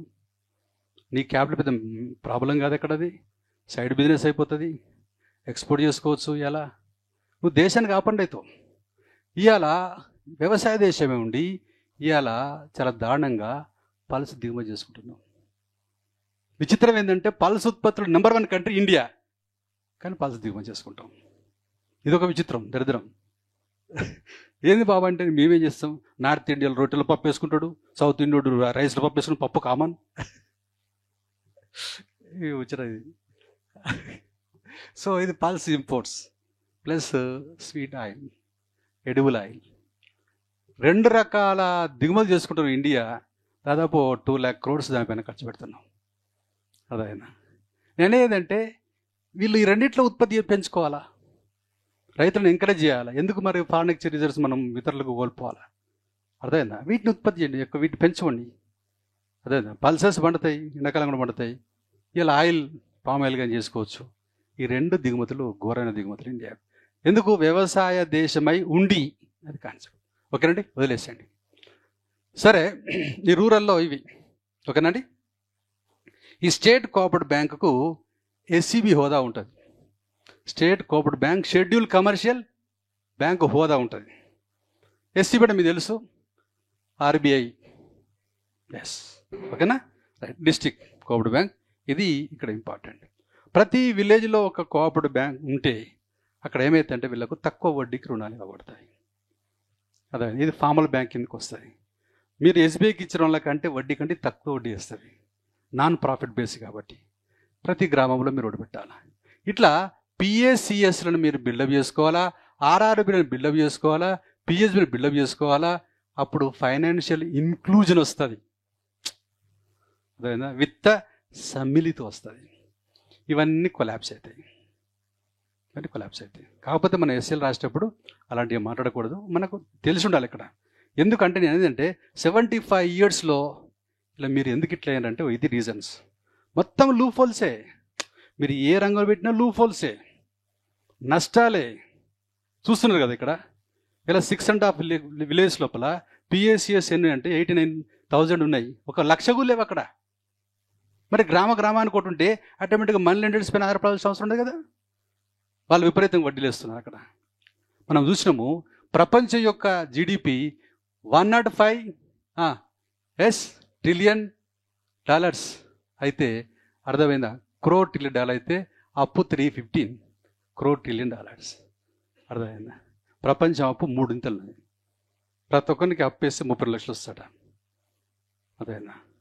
ఇండియా యొక్క జీడిపి చూడాలి, 80% జీడిపిలో మనం అప్పు ఉన్నాం మనం ఇండియాలో. అదే నేను అనేదంటే ఎందుకు దీనివల్ల ఏమైతేనంటే ఎవరైతే అప్పులు ఇస్తున్నారో లెండర్స్ అయినరో వాళ్ళ జీవితాలు బాగున్నాయి, ఆ సెక్షన్ వాళ్ళు బాగున్నారు. అర్థమైందా? కానీ తీసుకొని వ్యాపారం చేసిన మొత్తం ఆగమన విషయాన్ని మనం ఇక్కడ అర్థం చేసుకోవాలి. ఓకేనండి, right. Come to the points. ఇక లాంగ్ టర్మ్ బ్యాంక్స్ చెప్పాను కదా, primary, cooperative, agriculture, rural development banks, state, ఈ 2 tier సిస్టమ్. కానీ 1929లో ఏమైందండి? ఇంకోటి వచ్చిందండి, దీన్ని మనం లాంగ్ టర్మ్ కోఆపరేటివ్ బ్యాంక్స్ వేసాను కదా. 29 year దేనికి ఫేమస్ ఏమండి? మాంద్యం, డిప్రెషన్ కదా, డిప్రెషన్. ఆ విషయం అర్థం చేసుకోవాలి. ఎందుకు మనం ఇట్లా టచ్ చేస్తామంటే మెమొరీ పెంచుకునే ఎందుకు. ఇక్కడ 1929లో మీకు గ్రేట్ డిప్రెషన్ కూడా వచ్చింది వరల్డ్లో. లాంగ్ టర్మ్ కోఆపరేటివ్ బ్యాంక్స్ ఓకేనా, ఎస్సీబీఏ ఓకేనా. అర్బన్ కోఆపరేటివ్ బ్యాంక్స్ మాత్రం ఇప్పుడు ఇవి సెమీ అర్బన్ ఏరియాస్లో ఉంటాయి. అర్థమైంది? ఇది 1 tier సిస్టమ్, పైన కింద ఏముండదు, ఓన్లీ అదే ఉంటుంది. అదేనా? కాబట్టి ఇక్కడ అంశంలో ఇవన్నీ కోఆపరేటివ్ బ్యాంక్స్. కాబట్టి కోఆపరేటివ్ బ్యాంక్స్ ఫెయిల్ అయిన విషయాన్ని మనం ఇక్కడ అర్థం చేసుకోవాలి. ఓకే అండి. రైట్. ఇంకేమున్నాయి ఇండియాలో బ్యాంక్స్? Foreign banks. అంటే స్ట్రక్చర్ వాళ్ళు అన్నప్పుడు ఎన్ని రకాల బ్యాంక్స్ ఉన్నాయని మనం ఇక్కడ డిస్కస్ చేస్తున్నాం. రైట్. ఫారం బ్యాంక్స్ ఏంటి? Foreign banks presence Indian government allows foreign banks to operate within the country. Currently there are 46 foreign banks, 300 branches. Okay. ఇలా ఫారెన్ బ్యాంక్స్లో ఉన్నటువంటి ఏంటంటే వాళ్ళు ఎఫ్డిఏ 100% ఎస్ ఉంటుంది. తర్వాత వీళ్ళు పిఎస్ఎల్ విషయంలో, పిఎస్ఎల్ ఏంటంటే ప్రాధాన్యత రంగ రుణం, ఇంగ్లీష్లో ప్రైవేట్ సెక్టర్. ఇక్కడ ఇండియన్ బ్యాంక్స్ అయితే వీళ్ళు ఇచ్చే 100 రూపాయలు ఎంత ఇవ్వాలి? 40%. అదే ఫారెన్ బ్యాంక్స్ ఎంత ఇవ్వాలి? ఫారెన్ బ్యాంక్స్ అయితే 100 రూపాయల్లో 32% ఇవ్వాలి. ఒకవేళ ఫారెన్ బ్యాంక్స్ కనుక వీళ్ళకి 20 బ్రాంచెస్ సర్ప్లస్లో ఉంటే వీళ్ళు కూడా 40% ఇవ్వాలి. 40%. సో ఈ ఫారెన్ బ్యాంక్స్కు ఇలా మనము ఈ ఎంకరేజ్మెంట్ ఎక్కువ ఇస్తలేము. అది దానివల్ల అవి పెద్దగా పనిచేస్తలేవు అనే విషయాన్ని మనం ఇక్కడ అర్థం చేసుకోవాలి. రైట్. ఓకే. కాబట్టి వీటి సంఖ్య పెంచాలి, 46 కాదు. వీటిని రిక్వెస్ట్ చేస్తూ ఇండియాలోకి తీసుకురావాలా. ఎందుకంటే వాళ్ళు కూడా ఏంది ఎస్సీబీలు కాబట్టి, ఎస్సీబీ అంటే షెడ్యూల్, వాళ్ళు కూడా పాటించాలి. నెక్స్ట్ పేమెంట్ బ్యాంక్, చెల్లింపు బ్యాంకులు. Payment banks are establish based on recommendation Nachiket Mor. These banks provide basic financial services like savings accounts, remittance services, but are not allowed to offer loans. Payment అంటే చెల్లింపులే. ఎందుకు చెల్లింపులు? ఫర్ ఎగ్జాంపుల్ ఒక company ఉంది, వీళ్ళు EMI కట్టుకోవాలి, మర్చిపోతారు, ఫైన్ పడుతుంది, డబ్బులు ఇచ్చేసి వీళ్ళు కట్టేస్తారు, వాళ్ళ తరపు కమిషన్ తీసుకుంటారు. అదేనా? కాబట్టి కంపెనీలకు బిజీగా ఉన్నా, వ్యక్తులకు బిజీగా ఉన్నా వీళ్ళకి ఇచ్చేస్తే వాళ్ళు కమిషన్ తీసుకుని చేస్తారు. ఇట్లా ఈ డ్యూటీస్ తగ్గుతాయని చెప్పేసి ఓన్లీ పేమెంట్ వీళ్ళు చేసేది. అర్థమైందా? ఆ విషయం అర్థం చేసుకో. అందుకే ఏంటంటే సేవింగ్స్ అకౌంట్స్ సేవ్ చేస్తాయి, remittances services and are not allowed to offer loans. ఓకేనండి? ఆ విషయం. దీన్ని ఎవరు రెగ్యులేట్ చేస్తారు అని ఇక్కడ ఉన్నది. Right. Regulation they must follow guidelines under the Indian companies act, reserve bank of India act, foreign exchange, ఇవన్నీ పాటించాలి వాళ్ళు. ఓకేనండి? వదిలేసేయండి. స్మాల్ ఫైనాన్స్ బ్యాంక్స్, ఇవి 2 చేసుకోవచ్చు, అప్పులు ఇవ్వచ్చు. ఆర్ డిజైన్ టు సర్వ్ లో income individuals, small business that might not have any access traditional bank system. Regulation these banks must follow minimum capital risk CRR ఇవన్నీ ఉంటాయి, ప్లస్ క్రార్ చెప్పిన కానీ క్రార్ అంటే చెప్పిన 9%. బట్ ఇవి ఎంత పాటించాలి? 15%. నెల 9%. Allocate 75% branches credit to private sector. Private sector ఎంత ఉన్నదండి? పిఎస్ఎల్ ఎంత ఉన్నది? 40%. ఎవరికి 40%? మామూలుగా ఇండియన్ బ్యాంక్స్కి. ఇదే ఏవి స్మాల్ ఫైనాన్స్ బ్యాంక్స్ 40 కాదు 70% ఇవ్వాలి వాటి రెగ్యులేషన్లో. ఓకేనండి? తర్వాత 25% బ్రాంచెస్ అన్బ్యాంక్డ్ బ్యాంకులు లేని కాడ ఇవ్వాలి. ఓకేనండి? రైట్. సో నెక్స్ట్ ఇవన్నీ స్మాల్ ఫైనాన్స్ బ్యాంక్స్. ఇది టైప్ అన్నమాట. పేమెంట్ బ్యాంక్స్ అంటే ఓన్లీ పేమెంట్ చేస్తాయి. స్మాల్ ఫైనాన్స్ అంటే చిన్న చిన్న బ్యాంకులు. ఓకేనా? రైట్. నెక్స్ట్ నిధి కంపెనీస్. నిధి కంపెనీస్ అంటే ఏంటండి? చూడండి ఇక్కడ నిధి కంపెనీస్. రైట్. ఇక్కడ నిధి కంపెనీస్ ఏంటంటే right, Nidhi companies focus on encouraging savings and thrift among the members. These companies provide loans and accept deposits exclusively among the members only. బయటలు కాదు. For example 200 members అనుకోండి, వీళ్ళ మధ్యనే ఏం చేయాలి? సేవింగ్స్, లోన్స్ వీళ్ళ మధ్యనే ఉంటుంది. ఎక్కువ నార్త్లో ఉంటాయి నిధి కంపెనీస్ అని. కాబట్టి 7 మెంబర్స్ నుంచి 200 మెంబర్స్ ఉండొచ్చు. వీళ్ళే సేవ్ చేసుకుంటారు, వీళ్ళే అప్పులు ఇచ్చుకుంటారు. నిధి కంపెనీస్ ఇవి కూడా రెగ్యులేటెడే, ఆర్బీఐ పర్మిషన్ ఉంటుంది. ఓకేనా? చిట్ ఫండ్స్ తెలుసు. Chit funds are type of rotating savings credit to association వేరే group of individuals pool money together. ఇక్కడ చిట్టీలు వేసుకోవడం, ఇలా మార్గదర్శి చిట్స్ కానీ కపిల్ చిట్స్ కానీ ఇవి కూడా ఆర్గనైజ్డే. రూల్స్ అండ్ రెగ్యులేషన్స్ ఉంటుంది. 1982 చిట్ ఫండ్ కంపెనీ రూల్స్ ప్రకారం అవి నడుస్తూ ఉంటాయి. ఓకేనండి? కాబట్టి ఇక్కడ 100 మంది వాళ్ళు మనిషి 1000 రూపాయలు ఇట్లా ఇచ్చినప్పుడు ఈ అమౌంట్ అంతా కొంత లంసం అవుతుంది. ఈ 100 మందిలో ఎవరైతే పాట పాడతారో వాళ్ళకి ఇచ్చేస్తారు. అదేనండి అట్లా. కాబట్టి ఈ క్యాండిడేట్ 1,00,000 రూపాయల అమౌంట్కు పాటలో ఇతని కనుక 70,000 వచ్చింది అనుకుందాం. ఆ 70,000 తీసుకుంటాడు, కట్టవలసింత 1,00,000. ఆ 30,000 కంపెనీకి లాభం అవుతుంది. అట్లా కాబట్టి ఆ పాటలో ఎవరైతే తమకు రావాలని చెప్పేసి అమౌంట్ కూడా తక్కువ పడతారు, బట్ చెల్లించడం మాత్రం ఫుల్ అమౌంట్ చెల్లించాలి. ఓకేనా? చిట్స్. సో ఇక్కడ మన తెలుగు రాష్ట్రాల్లో బాగా సక్సెస్ఫుల్, ఇలా మార్గదర్శి చిట్స్ చాలా సక్సెస్ఫుల్. ఓకేనండి, రైట్. సో ఇది కూడా లీగల్ బిజినెస్ ఇన్స్టిట్యూషన్ కాకుండా చిట్ ఫండ్స్ అర్థమైందండి, మైక్రో ఫైనాన్స్ ఇన్స్టిట్యూషన్స్. కాబట్టి భారతీయ బ్యాంక్ స్ట్రక్చర్ లోపల రకరకాల బ్యాంకులు ఉన్నాయి. ఇవన్నీ రెగ్యులేటెడ్, ఆర్బీఐ పర్మిటెడ్ అని చెప్పి మనం బ్రీఫ్గా రాస్తూ ఉంటాం. Micro finance MFI, micro finance institutions. ఓకేనండి, provide finance services such as micro loans, micro savings, micro insurance etcetera చేస్తాయి. తర్వాత ఇవి traditional bank services. Okay, they play significant role promoting finance. ఇక్కడ విషయం ఏంటంటే ఈ మైక్రో ఫైనాన్స్ ఇన్స్టిట్యూషన్స్ వీడు SCB నుంచి లోన్ తీసుకుంటాడు, ఇక్కడ జనాలకు ఇస్తుంటాడు. అదేందా, ఇక్కడ వడ్డీ తక్కువ, ఇక్కడ వడ్డీ ఎక్కువ వేస్తారు. కాబట్టి ఒక ఎస్సీబీ నుంచి, షెడ్యూల్ కమర్షియల్ బ్యాంక్ నుంచి లోన్ తీసుకుంటాడు, వడ్డీ తక్కువ వేసే వాళ్ళు ఇక్కడ ఎక్కువ వేస్తారు. ఈ మధ్యలో ఉన్నది వీళ్ళకు లాభంగా వస్తుంది, లీగలైజ్డ్ బిజినెస్ అది. కాబట్టి వీళ్ళు వేసేటప్పుడే తక్కువ వడ్డీకి ఇస్తారు. వీళ్ళు కూడా ఇష్టం వచ్చిన కాకుండా కొంత ఉంటుంది, అదేవిధంగా ₹2 వడ్డీ ఉంటుంది, అంతకంటే ఎక్కువ ఇవ్వకూడదు. అయితే వీళ్ళు తెలుగు రాష్ట్రాల్లో ఫెయిల్ అయిపోయారు. వీళ్ళు ఏం చేశారంటే వీళ్ళు వడ్డీ ఎక్కువేయడం కాకుండా ఈ కలెక్షన్ చేసేటప్పుడు హార్ష్ లాంగ్వేజ్ ఉపయోగించడం చేశారు. దానివల్ల చాలామంది చనిపోయారు. చనిపోవడం వల్ల రైట్ అది పెద్ద గొడవ అయింది. లాస్ట్కు వీళ్ళు చాలా నష్టపోయి బయటికి వెళ్ళిపోయారు. ఓకేనండి, ఆ విషయం. దీన్ని మైక్రో ఫైనాన్షియల్ సూక్ష్మ రుణ సంస్థలు అంటారు. ఓకేనండి, రైట్. లాస్ట్ ఏది ఇదే కదా, అదే కదా. ఓకే, దీంతో రాసింది ఇది ఒక్కటి వేసేసి అది చేద్దాం. Local area banks next LAB. కాబట్టి ఇండియన్ బ్యాంకింగ్ స్ట్రక్చర్ లోపల ఎల్ఏబి అంటాం, లోకల్ ఏరియా బ్యాంక్స్. ఇవి కూడా legalized. LAB are small private banks that provide finance services with in a specific geographic area, primary targeting rural semi urban regions. These banks help bridge the gap finance services. ఓకేనా? So ఇవి LAB అంటాం. 1-2 districts లోపల ఇవి operation చేస్తూ ఉంటాయి. ఇవి కూడా RBI permitted. తక్కువ ఉంటాయి మన దగ్గర, ఇక్కడ అవపడవు. ఒకటి మహబూబ్ నగర్, ఒకటి బెన్ సర్కిల్ విజయవాడలో ఒకటి, అట్లా కొన్ని ఉన్నాయి అక్కడ. ఓకేనండి, రైట్. దాన్ని లోకల్ ఏరియా బ్యాంక్స్ అంటుంటారు. నరసింహన్ గారు ఇవి స్టార్ట్ చేస్తే బాగుంటుందని చెప్పారు, చిన్న చిన్న బ్యాంకులు. నెక్స్ట్ ఎన్బిఎఫ్సి, బ్యాంకేతర సంస్థలు. బ్యాంకేతర సంస్థలు. ఓకేనా? Financial institution that provide bank services without holding banking license. Banking license లేకుండా బ్యాంక్ బిజినెస్ చేసేవి. They offer service like loans, asset management, insurance, ఇవన్నీ వచ్చేస్తుంటాయి. హౌసింగ్ ఫైనాన్స్ కంపెనీస్ ఇవన్నీ. ఓకేనా? రైట్. ఎన్బిఎఫ్సి దాదాపు 10,000 ఉన్నాయి ఇండియా లోపల. ఇవన్నీ ఆర్బీఐ పర్మిటెడ్. ఓకేనండి? ఫర్ ఎగ్జాంపుల్ చోళమండలం ఫైనాన్స్ అనుకోండి, చోళమండలం మద్రాస్ వాళ్ళది. వీళ్ళు ఏం చేస్తుంటే వీళ్ళ డబ్బునే అప్పులు ఇస్తుంటారు, అంతేగాని జనాల దగ్గర నుంచి డిపాజిట్ తీసుకునే క్వశ్చన్ లేదు.